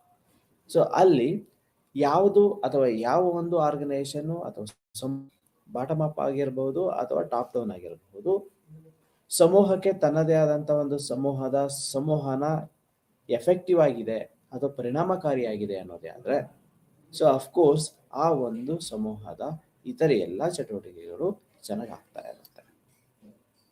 ಸಂವಹನದ ವಿಧಗಳು ಏಕ ಮಾರ್ಗದಲ್ಲಿ ಇರುತ್ತಾ, ಏಕ ಶೈಲಿಯಾಗಿರುತ್ತಾ ಅಥವಾ ದ್ವಿಮುಖ ಶೈಲಿನಲ್ಲಿ ಇರುತ್ತಾ, ಯಾವೊಂದು ಅಂದ್ರೆ ಡೈರೆಕ್ಷನ್ ಅಂದ್ರೆ ಡೆಮೊಕ್ರೆಟಿಕ್ ಸ್ಟೈಲ್ ಆಫ್ ಆಗಿರುತ್ತಾ ಅಥವಾ ಹಿಪೋಕ್ರೆಟಿಕ್ ಸ್ಟೈಲ್ ಆಫ್ ಕಮ್ಯುನಿಕೇಶನ್ಸ್ ಇರುತ್ತೆ.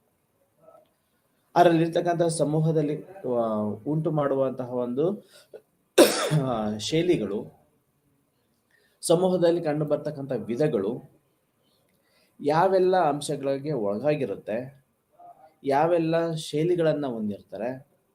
ಸೊ ಅದು ಈ ಒಂದು ಗುಂಪು ಸಮೂಹದ ಅಥವಾ ಸಂವಹನವನ್ನ ಉತ್ತೇಜನ ಮಾಡುತ್ತೆ ಅಥವಾ ಅದರ ಪರಿಣಾಮ ಎಷ್ಟಿರುತ್ತೆ ಅನ್ನೋದ್ರ ಬಗ್ಗೆ ನಾವು ಇಲ್ಲಿ ನೋಡ್ತಾ ಹೋಗ್ತೀವಿ. ಓಕೆ, ಸೊ ಈ ಸಂವಹನದ ವಿಧಗಳು ಟಾಪ್ ಡೌನ್ ಅಪ್ರೋಚ್ ಆಗಿದ್ರೆ ಅಥವಾ ಬಾಟಮ್ ಅಪ್ ಅಪ್ರೋಚ್ ಆಗಿದ್ರೆ ಹೇಗೆ ಈ ಸಬಾರ್ಡಿನೇಟರ್ಸ್ಗಳ ಒಂದು ಮಾತಿಗೆ ಅಥವಾ ಒಂದು ಸಂವಹನಕ್ಕೆ ಹೆಚ್ಚು ಪರಿಣಾಮಕಾರಿಯಾದಂತಹ ಒಂದು ಪ್ರತಿಕ್ರಿಯೆಗಳು ಬರ್ತಾ ಇದೆ ಮ್ಯಾನೇಜರ್ ಲೆವೆಲ್ ಅಲ್ಲಿ ಅಥವಾ ಉನ್ನತ ಮಟ್ಟದ ಅಧಿಕಾರಿಗಳಲ್ಲಿ ಅಂತಂದಾಗ ಆ ಒಂದು ಸಂದರ್ಭದ ಗುಂಪು ಸಮೂಹ ಅಥವಾ ಸಮೂಹದ ಒಂದು ಸಂವಹನ ಬಹಳ ಪರಿಣಾಮಕಾರಿಯಾಗಿರುತ್ತೆ. ಸೊ ಯಾವಾಗ ಒಂದು ಸಮೂಹದ ಒಂದು ಆರ್ಗನೈಸೇಷನ್ ಒಂದು ಸಂವಹನ ಓನ್ಲಿ ಟಾಪ್ ಡೌನ್ ಅಪ್ರೋಚ್ ಆಗಿದ್ರೆ ಸೊ ಸಬಾರ್ಡಿನೇಟರ್ಸ್ ಮಾತಿಗೆ ಹೆಚ್ಚಿನ ಬೆಲೆ ಇಲ್ಲ, ಸಬಾರ್ಡಿನೇಟರ್ಸ್ಗಳು ಏನು ಅಥವಾ ಡಿ ಗ್ರೂಪ್ ವರ್ಕರ್ಸ್ ಏನಿರ್ತಾರೆ ಸೊ ಅವರ ಮಾತನ್ನ ಯಾರು ಕೇಳಿಸ್ಕೊಳ್ತಾ ಇಲ್ಲ ಅಂತ ಸಂದರ್ಭದಲ್ಲಿ ಈ ಒಂದು ಗುಂಪು ಸಮೂಹ ಅಥವಾ ಸಂವಹನ ಏನಿರುತ್ತೆ ಆ ಗುಂಪು ಅಥವಾ ಸಮೂಹದ ಸಂವಹನ ಒಂದು ಪರಿಣಾಮಕಾರಿಯಾದಂತಹ ಬೆಳವಣಿಗೆ ಕಡಿಮೆಯಲ್ಲಿ ಇರುತ್ತೆ. ಸೊ ಈ ಸಂವಹನದ ಶೈಲಿಗಳು ಅಥವಾ ವಿಧಗಳು ತನ್ನದೇ ಆದಂತಹ ಪ್ರಭಾವಗಳನ್ನ ಎರಡು ಆಂಗಲ್ ಅಲ್ಲಿ ಬೀರ್ತಾ ಹೋಗುತ್ತೆ. ಸಂವಹನದ ವಿಧಗಳು ಮತ್ತು ಸಂವಹನದ ಶೈಲಿಗಳು ಈ ಎರಡು ಎಫೆಕ್ಟಿವ್ ಆಗಿರಬೇಕು, ಪರಿಣಾಮಕಾರಿಯಾಗಿರ್ಬೇಕು ಅಂತಂದಾಗ ಸೊ ಅಲ್ಲಿ ಸಂವಹನದಲ್ಲಿ ಇರ್ತಕ್ಕಂಥ ಒಂದು ಸಹಕಾರ ಮತ್ತು ಸ್ಪರ್ಧೆ ಆರೋಗ್ಯಕರವಾಗಿರ್ಬೇಕು. ಆರೋಗ್ಯಕರವಾಗಿತ್ತು ಅಂತ ಅಂದಾಗ ಸಮೂಹದ ಸದಸ್ಯರ ನಡುವೆ ಸಹಕಾರ ಮನೋಭಾವಗಳು ಹೆಚ್ಚಾಗಿದೆ ಅನ್ನೋದೇ ಆದ್ರೆ ಸೊ ಅಲ್ಲಿ ಕಾಂಪಿಟೇಷನ್ಸ್ಗಳಿಗೆ ಅವಕಾಶಗಳು ಕಡಿಮೆ ಆಗ್ತಾ ಹೋಗುತ್ತೆ. ಕಾಂಪಿಟೇಷನ್ಸ್ಗಳಿಗೆ ಅವಕಾಶಗಳು ಕಡಿಮೆ ಆಗ್ತಾ ಇದೆ ಅಂತ ಅಂದಾಗ ಸೊ ಅಂತ ಸಂದರ್ಭದಲ್ಲಿ ಆ ಸಮೂಹದ ಸಹಕಾರ ಮನೋಭಾವಗಳು ಹೆಚ್ಚಾಗಿರುತ್ತೆ. ಸೊ ಒಂದು ಸಮೂಹದ ಸಂವಹನ ಯಶಸ್ವಿಯಾಗಿರಬೇಕು, ಎಫೆಕ್ಟಿವ್ ಆಗಿರಬೇಕು ಅನ್ನೋದೇ ಆದರೆ ಅಲ್ಲಿ ಬಾಟಮ್ ಅಪ್ ಅಪ್ರೋಚ್ಗೂ ಅವಕಾಶಗಳು ಇರಬೇಕು, ಮತ್ತು ಟಾಪ್ ಡೌನ್ ಅಪ್ರೋಚಸ್ಗಳಿಗೂ ಅವಕಾಶಗಳು ಇರಬೇಕು. ಕೊನೆಯದಾಗಿ ಪರಿಣಾಮಕಾರಿಯಾದಂತಹ ಸಂವಹನದ ಅಡೆತಡೆಗಳು, ದ ಬ್ಯಾರಿಯರ್ಸ್.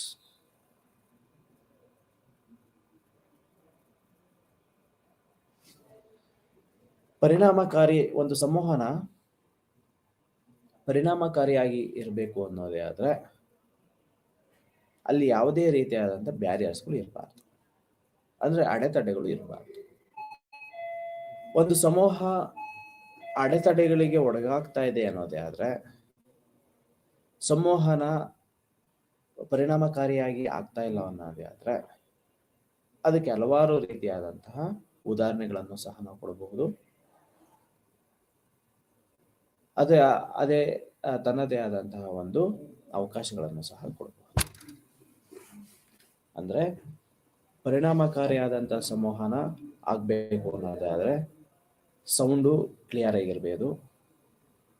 ಸಂವಹನ ಅಂತ ಅಂದರೆ ಏನೆಲ್ಲ ಇನ್ಫಾರ್ಮೇಷನ್ ಸೆಂಡರ್ ಏನಿರ್ತಾರೆ, ಇನ್ಫಾರ್ಮೇಷನ್ ರಿಸೀವರ್ಸ್ ಏನಿರ್ತಾರೆ, ಇನ್ಫಾರ್ಮೇಷನ್ ಸೆಂಡರ್ ಏನೆಲ್ಲ ಇನ್ಫಾರ್ಮೇಷನ್ ಕೊಟ್ಟಿರ್ತಾರೆ ಅಂಥದ್ದೇ ಇನ್ಫಾರ್ಮೇಷನ್ ರಿಸೀವರ್ಸು ಕ್ಯಾಚ್ ಮಾಡಿಕೊಂಡ್ರೆ, ಗ್ರಹಿಸ್ಕೊಂಡ್ರೆ ಅದನ್ನು ಪರಿಣಾಮಕಾರಿಯಾದಂಥ ಸಂವಹನ ಅಂತ ಕರೀತಾರೆ. ಆ ಪರಿಣಾಮಕಾರಿಯಾದಂಥ ಸಂವಹನ ಏರ್ಪಡಬೇಕು ಅನ್ನೋದೇ ಆದರೆ ಹಲವಾರು ಹಂತಗಳನ್ನು ದಾಟಿ ಹೋಗಬೇಕು. ಕೋಡ್ ಆಗಬೇಕು, ಕೋಡಿಂಗ್ ಆಗಬೇಕು, ಡಿಕೋಡಿಂಗ್ ಆಗಬೇಕು. ಫಾರ್ ಎಕ್ಸಾಂಪಲ್ ನಾವು ಟೆಲಿಫೋನ್ ಕಾನ್ವರ್ಜೇಷನ್ ಅಂತ ಇಟ್ಕೊಂಡಾಗ, ಸೊ ನಾವು ಮೊಬೈಲ್ ಒಂದು ಸಾಧನ ಏನಿರುತ್ತೆ, ಆ ಸಾಧನದಲ್ಲಿ ನಾವೇನು ಯಾರನ್ನು ಉದ್ದೇಶಿಸಿ ಅಥವಾ ಯಾರಿಗೋಸ್ಕರ ನಾವು ಮಾತಾಡಬೇಕು, ಸಂವಹನವನ್ನು ಏರ್ಪಡಿಸ್ಬೇಕು, ಅವರಿಗೆ ನಂಬರನ್ನು ಕನೆಕ್ಟ್ ಮಾಡಬೇಕು. ಸೊ ನಾವೇನೆಲ್ಲ ಮಾಹಿತಿಯನ್ನು ಮಾತನಾಡ್ತೀವಿ, ಇನ್ಫಾರ್ಮೇಷನನ್ನು ಸೆಂಡ್ ಮಾಡಬೇಕು ಅನ್ನೋ ಒಂದು ಕಾನ್ಸೆಪ್ಟಲ್ಲಿ ನಾವು ಮಾತನಾಡುವಂಥ ಪ್ರಕ್ರಿಯೆಗಳು ಇರ್ತೀವಿ. ಅಂತಹ ಮಾಹಿತಿಗಳು ಕೋಡಿಂಗ್ ಸಿಸ್ಟಮ್ ಆಗಿ ಅಥವಾ ಈ ವೈರ್ಲೆಸ್ಸು ಅಥವಾ ವೈರ್ ಮುಖಾಂತರ, ತರಂಗಾಂತರಗಳ ಮುಖಾಂತರ ಏನೆಲ್ಲ ಮಾಹಿತಿಗಳು ಹೋಗುತ್ತೆ, ನಾವು ಮಾತಾಡುವಂತಹ ಮಾಹಿತಿಗಳು ಕನ್ವರ್ಟ್ ಆಗುತ್ತೆ ಕೋಡಿಂಗ್ ಸಿಸ್ಟಮ್ ಮುಖಾಂತರ, whether it is in terms of 0 or 1 or different pattern of method or media. ನಂತರದಲ್ಲಿ ಅದು ರಿಸೀವರ್ ಹೋಗುತ್ತೆ. ರಿಸೀವರ್ ಅಥವಾ ಏನು ನಾವು ಟವರ್ ಅಂತ ಕರಿತೀವಿ, ಆ ಟವರು ಆ ಇನ್ಫಾರ್ಮೇಷನ್ ಅನ್ನು ಕ್ಯಾಚ್ ಮಾಡ್ಕೊಳ್ಳುತ್ತೆ. ಸೊ ನಂತರದಲ್ಲಿ ಅದು ಒಂದು ಸ್ಯಾಟಲೈಟ್ ಅಥವಾ ಒಂದು ಡಿವೈಸಸ್ ಅಂತ ಏನು ಕರೀಬಹುದು, ಆ ಡಿವೈಸಸ್ ಅದನ್ನು ಕ್ಯಾಚ್ ಮಾಡ್ಕೊಳ್ಳುತ್ತೆ. ರಿಸೀವರು ಯಾವ ಲೊಕೇಶನ್ಸ್ ಅಲ್ಲಿ ಇರ್ತಾನೆ, ಆ ಲೊಕೇಶನ್ಸ್ಗೆ ಹತ್ತಿರವಾದಂತಹ ಒಂದು ಟವರ್ಗೆ ಆ ಇನ್ಫಾರ್ಮೇಷನ್ ಕ್ಯಾಚ್ ಆಗುತ್ತೆ ಅಥವಾ ಇನ್ಫಾರ್ಮೇಷನ್ ಸೆಂಡ್ ಆಗುತ್ತೆ. ಸೊ ಆ ಒಂದು ಸಂದರ್ಭದಲ್ಲಿ ಏನೆಲ್ಲ ಇನ್ಫಾರ್ಮೇಷನ್ಸ್ಗಳು ಅದು ರಿಸೀವ್ ಮಾಡ್ಕೊಂಡಿರುತ್ತೆ, ರಿಸೀವರ್ನ ಮೊಬೈಲ್ಗೆ ಅದು ಇನ್ಫಾರ್ಮೇಷನ್ ಏನು ಕೋಡಿಂಗ್ ಆಗಿರುತ್ತೆ ಅದು ಡಿಕೋಡ್ ಮುಖಾಂತರ ಇನ್ಫಾರ್ಮೇಷನ್ ಸೆಂಡ್ ಆಗುತ್ತೆ. ಅಲ್ಲಿ ಕೇಳಿಸ್ಕೊಳ್ಳುವಂತಹ ಒಬ್ಬ ವ್ಯಕ್ತಿಯ ವಾಯ್ಸ್ ಏನು ಸೆಂಡರ್ ಏನಿರುತ್ತೆ ಅದು ಅಲ್ಲಿ ಕನ್ವರ್ಟ್ ಆಗಿ ಅಥವಾ ಬದಲಾವಣೆಯ ರೂಪವನ್ನು ತಾಳುತ್ತೆ. ಇದನ್ನು ನಾವು ಗುಂಪು ಸಮೂಹದಲ್ಲಿ ಬಂದಿರತಕ್ಕಂತಹ ಒಂದು ಸಂವಹನದ ವಿವಿಧ ಹಂತಗಳು ಅಂತ ನಾವು ಹೇಳ್ಬೋದು. ಯಾವಾಗ ಒಂದು ಮಾಹಿತಿ ಸೆಂಡರ್ ಕೊಟ್ಟಿರ್ತಾನೆ ಅದೇ ಮಾಹಿತಿಯನ್ನು ರಿಸೀವ್ ಮಾಡ್ಕೊಳ್ತಾನೆ ಅಂತಂದಾಗ ಅದು ಎಫೆಕ್ಟಿವ್ ಆಗಿರುತ್ತೆ, ಪರಿಣಾಮಕಾರಿಯಾಗಿರುತ್ತೆ. ಆ ಪರಿಣಾಮಕಾರಿಯಾದಂಥ ಸಂವಹನ ಯಶಸ್ವಿ ಆಗಬೇಕು ಅನ್ನೋದೇ ಗುಣಮಟ್ಟ, ಯಾವುದೇ ಡಿಸ್ಟರ್ಬೆನ್ಸ್ ಇಲ್ಲದೆ ಇರೋವಂಥದ್ದು, ಫ್ಲೋ ಇರೋವಂಥದ್ದು, ಸೊ ಎಲ್ಲದು ಪ್ರಾಪರಾಗಿ ಆಗ್ತಾ ಇದೆ ಅಥವಾ ನಡೀತಾ ಇದೆ ಅಂತ ಸಂದರ್ಭದಲ್ಲಿ ಈ ಸಂವಹನ ಯಶಸ್ವಿಯಾಗಿ ಆಗ್ತಾ ಹೋಗುತ್ತೆ. ಸೊ ಇಷ್ಟು ಈ ಗುಂಪು ಸಂವಹನ ವಿಧಾನಗಳು, ಸಂವಹನದ ಶೈಲಿಗಳು ಮತ್ತು ಪರಿಣಾಮಕಾರಿಯಾದಂಥ ಸಂವಹನದಲ್ಲಿ ಕಂಡು ಬರತಕ್ಕಂಥ ಅಡೆತಡೆಗಳು. ವಾಯ್ಸ್ ಕ್ಲಾರಿಟಿ ಇಲ್ಲದೆ ಇರಬಹುದು, ರಿಸೀವರ್ ಮೂಡ್ ಸರಿ ಇಲ್ಲದೆ ಇರಬಹುದು, ಆತನ ಇಂಟ್ರೆಸ್ಟ್ ಇಲ್ಲದೇ ಇರಬಹುದು. ಸೊ ಅಡೆತಡೆಗಳು ಹೆಚ್ಚಾದಷ್ಟು ಪರಿಣಾಮಕಾರಿಯಾದಂಥ ಸಂವಹನವನ್ನು ನಾವು ನಿರೀಕ್ಷೆ ಮಾಡಲಿಕ್ಕೆ ಸಾಧ್ಯ ಆಗೋದಿಲ್ಲ. ಪರಿಣಾಮಕಾರಿಯಾದಂಥ ಸಂವಹನ ಆಗಬೇಕು ಅನ್ನೋದೇ ಆದರೆ ಅದರಲ್ಲಿ ಕಂಡು ಬರ್ತಕ್ಕಂತಹ ಒಂದು ಅಡೆತಡೆಗಳು ಕಡಿಮೆ ಆಗ್ತಾ ಇರಬೇಕು ಅಥವಾ ಎಲಿಮಿನೇಟ್ ಆಗ್ತಾ ಇರಬೇಕು. ಯಾವಾಗ ಬಂದಿರತಕ್ಕಂತಹ ಅಡೆತಡೆಗಳು ಪ್ರಮಾಣ ಕಡಿಮೆ ಆಗಿರುತ್ತೆ, ಸೊ ಆಬ್ವಿಯಸ್ಲಿ ಅಂತಹ ಒಂದು ಸಂವಹನ ಪರಿಣಾಮಕಾರಿ ಆಗಿರುತ್ತೆ. ಸಹಕಾರ ಮತ್ತು ಸ್ಪರ್ಧೆ. ಸಹಕಾರ ಅಂತ ಅಂದ್ರೆ ಸೊ ವ್ಯಕ್ತಿಗಳ ನಡುವೆ, ಸದಸ್ಯರುಗಳ ನಡುವೆ, ಒಂದು ಸಮೂಹದ ನಡುವೆ ಈ ಸಹಕಾರ ಮನೋಭಾವಗಳು ಹೆಚ್ಚಾಗಬೇಕು. ಯಾಕೆ ಸಹಕಾರ ಮನೋಭಾವಗಳು ಹೆಚ್ಚಾಗಬೇಕು ಅನ್ನೋದೇ ಆದ್ರೆ, ಸೊ ಎಲ್ಲರೂ ಸಹ ಒಂದು ಕಾಮನ್ ಫ್ಯಾಕ್ಟರ್ಸ್ಗೋಸ್ಕರ ಕೆಲಸವನ್ನ ಮಾಡ್ತಾ ಇರ್ತಾರೆ. ಎಲ್ಲರೂ ಸಹ ಅದನ್ನು ಹಂಚಿಕೊಂಡು ಕೆಲಸವನ್ನ ಮಾಡ್ತಾ ಇರ್ತಾರೆ. ಎಲ್ಲರ ಉದ್ದೇಶ ಸಾಧನೆ ಒಂದೇ, ಉದ್ದೇಶ ಈಡೇರಿಕೆನೂ ಸಹ ಒಂದೇ. ಅಂತ ಸಂದರ್ಭದಲ್ಲಿ ಸೊ ಇದು ರೈನ್ಫೋರ್ಸ್ಮೆಂಟ್ ಅಂತಕ್ಕಂಥದ್ದು ಒಂದು ಇಂಪಾರ್ಟೆಂಟ್ ಫ್ಯಾಕ್ಟರ್ಸ್ ಅಲ್ಲಿ ಡಿಟರ್ಮಿನ್ ಆಗುತ್ತೆ. ಸೊ ಯಾರಿಗೆ ಒಂದೇ ರೀತಿಯಾದಂತಹ ಅಥವಾ ಯಾವೊಂದು ಸಮೂಹಕ್ಕೆ ಒಂದೇ ರೀತಿಯಾದಂತಹ ಸ್ಯಾಲರಿ ಬರ್ತಾ ಇರುತ್ತೆ, ಇನ್ಸೆಂಟಿವ್ ಬರ್ತಾ ಇರುತ್ತೆ, ರೆಮ್ಯುನರೇಷನ್ ಬರ್ತಾ ಇರುತ್ತೆ, ಅಲ್ಲಿ ವ್ಯಕ್ತಿಗಳ ನಡುವೆ ಸಹಕಾರ ಮನೋಭಾವಗಳು ಜಾಸ್ತಿ ಆಗ್ತಾ ಇರುತ್ತೆ. ಕಾಂಪಿಟೇಷನ್ಸ್ ಯಾವಾಗ ಶುರು ಆಗುತ್ತೆ, ಸೊ ಈ ಒಂದು ಬಂದಿರತಕ್ಕಂಥ ಒಂದು ರೈನ್ಫೋರ್ಸ್ಮೆಂಟ್ ಅಲ್ಲಿ ವೇರಿಯೇಷನ್ಸ್ ಆಯ್ತು ಅಂತಂದ್ರೆ, ಯಾರು ಹೆಚ್ಚಿನದಾಗಿ ಕೆಲಸವನ್ನ ಮಾಡ್ತಾರೆ ಸೊ ಅಂಥವ್ರಿಗೆ ಹೆಚ್ಚಿನ ಇನ್ಸೆಂಟಿವ್ ಹೋಗುತ್ತೆ. ಸೊ ಯಾರು ಎಫೆಕ್ಟಿವ್ ಆಗಿ ಮಾಡ್ತಾರೆ ಅಂಥವ್ರಿಗೆ ಇನ್ಸೆಂಟಿವ್ ಜಾಸ್ತಿ ಹೋಗುತ್ತೆ ಅನ್ನೋದಾದ್ರೆ, ಅಫ್ಕೋರ್ಸ್ ಅಲ್ಲಿ ಸಮೂಹದ ಸದಸ್ಯರ ನಡುವೆ ವಿಭಿನ್ನ ಆಲೋಚನೆಗಳು, ಕಬ್ಜಾ ಮಾಡುವಂತಹ ಒಂದು ರೀತಿಗಳು, ನಿಯಮಗಳು ಡೆವಲಪ್ ಆಗ್ತಾ ಹೋಗುತ್ತೆ. ಸರಿಯಾದ ಪ್ರಮಾಣದಲ್ಲಿದೆ, ಸಮ ಪ್ರಮಾಣದಲ್ಲಿದೆ ಅಂತ ಅನ್ನೋದೇ ಆದ್ರೆ, ಸದಸ್ಯರಿಗೆ ಬರ್ತಕ್ಕಂತಹ ಒಂದು ಅಡ್ವಾಂಟೇಜಸ್ಗಳು ಈಕ್ವಲ್ ಆಗಿದೆ ಅಂತ ಆದ್ರೆ, ಸೊ ಅಲ್ಲಿ ಸಹಕಾರ ಮನೋಭಾವ ಜಾಸ್ತಿ ಆಗಿರುತ್ತೆ. ಕೆಲಸದ ಆಧಾರದ ಮೇಲೆ ಅಥವಾ ಬೇರೆ ಫ್ಯಾಕ್ಟರ್ಸ್ಗಳ ಆಧಾರದ ಮೇಲೆ ಅವರಿಗೆ ರೆಮ್ಯುನರೇಷನ್ಸ್ ಇರ್ಬೋದು, ಎನ್ಫೋರ್ಸ್ಮೆಂಟ್ ಇರ್ಬೋದು, ಅಡ್ವಾಂಟೇಜಸ್ಗಳು ಇರ್ಬೋದು, ಡಿಪೆಂಡ್ ಆಗುತ್ತೆ ಅನ್ನೋದೇ ಆದ್ರೆ, ಅಲ್ಲಿ ಸಹಕಾರಕ್ಕಿಂತ ಸ್ಪರ್ಧಾ ಮನೋಭಾವಗಳು ಹೆಚ್ಚಾಗ್ತಾ ಹೋಗುತ್ತೆ. ಸೊ ಹೀಗೆ ಸಹಕಾರ ಮತ್ತು ಸ್ಪರ್ಧೆ ಒಂದು ಸಮೂಹದ ಒಂದು ಪ್ರಕ್ರಿಯೆಗಳಲ್ಲಿ ತನ್ನದೇ ಆದಂತ ಪ್ರಭಾವವನ್ನು ಬೀರ್ತಾ ಹೋಗುತ್ತೆ. ಸಂವಹನದ ವಿಧಗಳು, ಸಂವಹನದ ಶೈಲಿಗಳು, ಆ ಸಂವಹನ ಪರಿಣಾಮಕಾರಿಯಾಗಿ ಆಗ್ಬೇಕು ಅನ್ನೋದೇ ಆದ್ರೆ ಅದರಲ್ಲಿರ್ತಕ್ಕಂಥ ಅಡೆತಡೆಗಳ ನಿವಾರಣೆಗಾಗಿ ಮಾಡುವಂತಹ ಈ ಒಂದು ಇನ್ಫಾರ್ಮೇಶನ್ ಸೆಂಡರ್ ಏನಿರ್ತಾರೆ, ಅದು ಇನ್ಫಾರ್ಮೇಶನ್ ರಿಸೀವರ್ ಏನಿರ್ತಾರೆ, ಈ ಎರಡು ಪ್ರಕ್ರಿಯೆಗಳ ನಡುವೆ ಆಗ್ತಕ್ಕಂಥ ಒಂದು ಪ್ರೋಸೆಸ್. ಈ ಪ್ರೋಸೆಸ್ ಬಹಳ ಪ್ರಮುಖವಾಗಿರುತ್ತೆ. ಓಕೆ, ಸೊ ಇಷ್ಟು ಗುಂಪು ಸಂವಹನ, ಆ ಗುಂಪು ಸಂವಹನದ ಒಂದು ವಿಧಗಳು, ಗುಂಪು ಸಂವಹನದ ಒಂದು ಶೈಲಿಗಳು. ಸೊ ಕೊನೆಯದಾಗಿ ಈ ಸಾಮಾಜಿಕ ಮನೋವಿಜ್ಞಾನದ ಒಂದು ಅರ್ಥ ವ್ಯಾಖ್ಯಾನವನ್ನ ನೋಡ್ಬಿಟ್ಟು ಸೊ ಇವತ್ತಿನ ತರಗತಿಯನ್ನ ಏನ್ ಮಾಡೋಣ. ಮನೋವಿಜ್ಞಾನ ಅಂತಂದ್ರೆ, ಮನೋವಿಜ್ಞಾನವನ್ನು ವೈಜ್ಞಾನಿಕ ತಳಹದಿಯಾದ ಆಧಾರದ ಮೇಲೆ ಅಧ್ಯಯನ ಮಾಡುವಂತ ಒಂದು ಶಾಸ್ತ್ರ ಮನೋವಿಜ್ಞಾನ ಅಂತ ನಾವು ಕರಿತೀವಿ. ಅದರಲ್ಲಿ ಅನೇಕ ನೈದಾನಿಕ ಮನೋವಿಜ್ಞಾನ, ಅಪ್ಲೈಡ್ ಸೈನ್ಸಸ್ಗಳು, ಹ್ಯೂಮನ್ ಸೈನ್ಸಸ್ಗಳು, ಸೊ ಅನೇಕ ಬ್ರಾಂಚಸ್ಗಳು, science as a arts, as a faculty of other domains, ಇವೆಲ್ಲವೂ ಸಹ ತನ್ನದೇ ಆದಂತಹ ಮೈಲಿಗಳನ್ನು ಸೃಷ್ಟಿ ಮಾಡುತ್ತೆ ಸಮೂಹದಲ್ಲಿ. ಅದು ತನ್ನದೇ ಆದಂತಹ ಒಂದು ನಿಯಮಗಳಿಗೆ ಬದ್ಧರಾಗಿರುತ್ತೆ. ಈ ನೀತಿ ನಿಯಮಗಳನ್ನ ಯಾರು ಪರಿಣಾಮಕಾರಿಯಾಗಿ ಬಳಸ್ಕೊಂತ ಬಂದಿರ್ತಾರೆ, ಯಾರು ಇಂತಹ ಒಂದು ಸಂದರ್ಭಗಳಲ್ಲಿ ಹೆಚ್ಚಿನ ಈ ಸಾಮಾಜಿಕ ಮನೋವಿಜ್ಞಾನದ ಅಡೆತಡೆಗಳು ಕಡಿಮೆ ಆಗ್ತಾ ಹೋಗುತ್ತೆ. ಸಂವಹನದ ವಿಧಗಳಾಗಿರ್ಬೋದು, ಸಂವಹನದ ಶೈಲಿಗಳಾಗಿರಬಹುದು, ಅದು ಪರಿಣಾಮಕಾರಿಯಾಗಿ ಬಂದಿರತಕ್ಕಂಥ ಸಮೂಹದ ಅಡೆತಡೆಗಳು ಕಡಿಮೆ ಆಗ್ತಾ ಹೋಗಿದೆ. ಪರಿಣಾಮಕಾರಿಯಾಗಿ ಇಲ್ಲ ಅನ್ನೋದೇ ಆದ್ರೆ, ಸೊ ಅಲ್ಲಿ ವ್ಯಕ್ತಿಗಳ ನಡುವೆ ಕಂಡು ಬಂದಿರತಕ್ಕಂತಹ ಒಂದು ಅವಕಾಶಗಳು ಜಾಸ್ತಿ ಆಗ್ತಾ ಹೋಗುತ್ತೆ.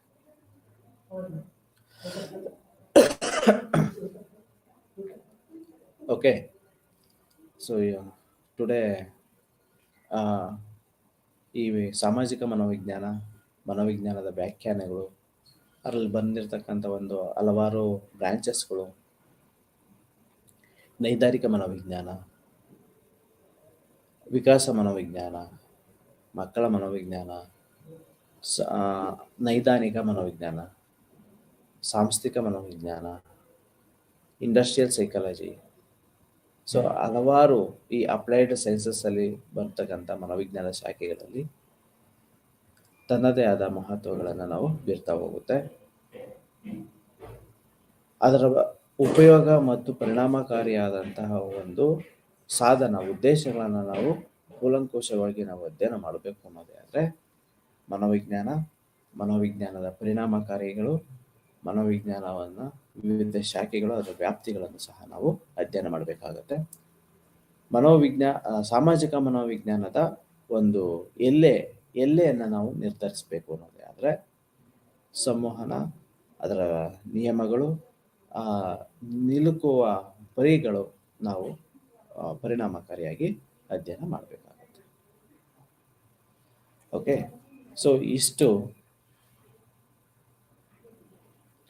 ಮನೋವಿಜ್ಞಾನದ ಒಂದು ಎಲ್ಲೆ, ಅದರ ಒಂದು ಡೆಫಿನೇಷನ್ ನಾವು ನೋಡಬೇಕು. ಮನೋವಿಜ್ಞಾನ ಅಂತಂದ್ರೆ, ಮನೋವಿಜ್ಞಾನ ಅನ್ನೋದೇ ಆದರೆ ಒಬ್ಬ ವ್ಯಕ್ತಿಯ ವರ್ತನೆಯನ್ನ ವೈಜ್ಞಾನಿಕ ತಳಹದಿಯ ಮೇಲೆ ಅಧ್ಯಯನ ಮಾಡುವಂತ ಒಂದು ವಿಜ್ಞಾನ ಅಥವಾ ಒಂದು ಶಾಸ್ತ್ರವನ್ನ ಮನೋವಿಜ್ಞಾನ ಅಂತ ನಾವು ಕರೀಬಹುದು. ವರ್ತನೆ ಅಂತ ಅಂದ್ರೆ ಏನು ಅನ್ನೋದೇ ಆದ್ರೆ, ವರ್ತನೆಯಲ್ಲಿ ಪ್ರಮುಖವಾಗಿ 3 ವಿಭಾಗಗಳು, 3 ಆಯಾಮಗಳು ಇರೋದನ್ನ ನಾವು ಕಾಣಬಹುದು. ಶಾರೀರಿಕ ಆಯಾಮ, ಸಂಜ್ಞಾನಾತ್ಮಕ ಆಯಾಮ ಮತ್ತು ಮನೋಸಾಮಾಜಿಕ ಆಯಾಮ. ದೈಹಿಕ ಆಯಾಮ ಅನ್ನೋದೇ ಆದರೆ ಫಿಸಿಕಲ್ ಕಾಂಪೊನೆಂಟು, ನಮ್ಮಲ್ಲಿರ್ತಕ್ಕಂಥ ಅಂಗಗಳು, ಫಿಸಿಕಲ್ ಕಾಂಪೊನೆಂಟು, ಫಿಸಿಕಲ್ ಡೈಮೆನ್ಷನ್ಸು, ಅದರ ಸ್ಟ್ರಕ್ಚರು, ರಚನೆ, ಬಯೋಲಾಜಿಕಲ್ಲು, ಕೆಮಿಕಲ್ಸು, ಏನೆಲ್ಲ ಟಚ್ ಮಾಡ್ಬೋದು, ಏನೆಲ್ಲ ನಾವು ನೋಡ್ಬೋದು, ಅದನ್ನೆಲ್ಲ ದೈಹಿಕ ಆಯಾಮಗಳು ಅಂತ ನಾವು ಕರಿತೀವಿ. ನಾವು ಅದನ್ನು ಮೆಜರ್ ಮಾಡ್ಬೋದು, ಅಳೆಯಬಹುದು in terms of quality, quantity.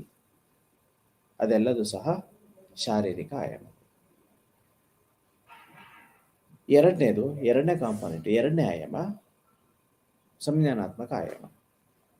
ಸಂಜ್ಞಾನಾತ್ಮಕ ಆಯಾಮ ಅಂತಂದ್ರೆ ಏನೆಲ್ಲ ಪ್ರಕ್ರಿಯೆಗಳು ನಮ್ಮ ಬ್ರೈನ್ನಲ್ಲಿ, ಮನಸ್ಸಿನಲ್ಲಿ ನಡೆಯುತ್ತೆ, ಅದೆಲ್ಲದನ್ನು ಸಹ ನಾವು ಸಂಜ್ಞಾನಾತ್ಮಕ ಆಯಾಮಗಳು ಅಂತ ಕರಿಬಹುದು.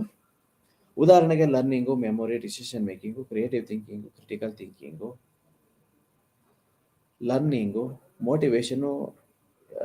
ಸೊ ಇವೆಲ್ಲವೂ ಸಹ ಸಂಜ್ಞಾನಾತ್ಮಕ ಅಂಶಗಳ ಅಂಡರಲ್ಲಿ ಬರುವಂಥದ್ದು. ಮೂರನೇ ಆಯಾಮ ಮನೋಸಾಮಾಜಿಕ ಆಯಾಮ.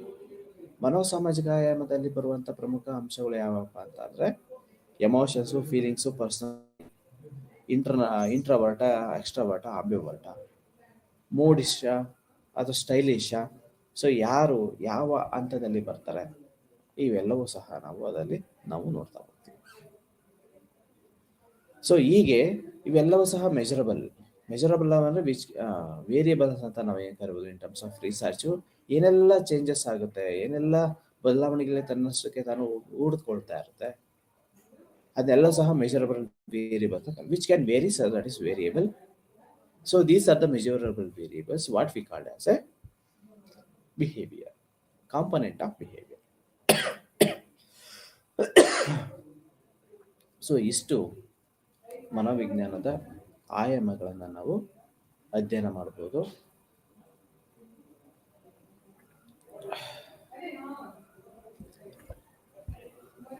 ಓಕೆ, ಸೊ ಇವತ್ತು ಯಾಕೋ feeling uneasiness. So that is why I am ending the session 5 minutes early, 4 minutes early. Thank you all. ಧನ್ಯವಾದ.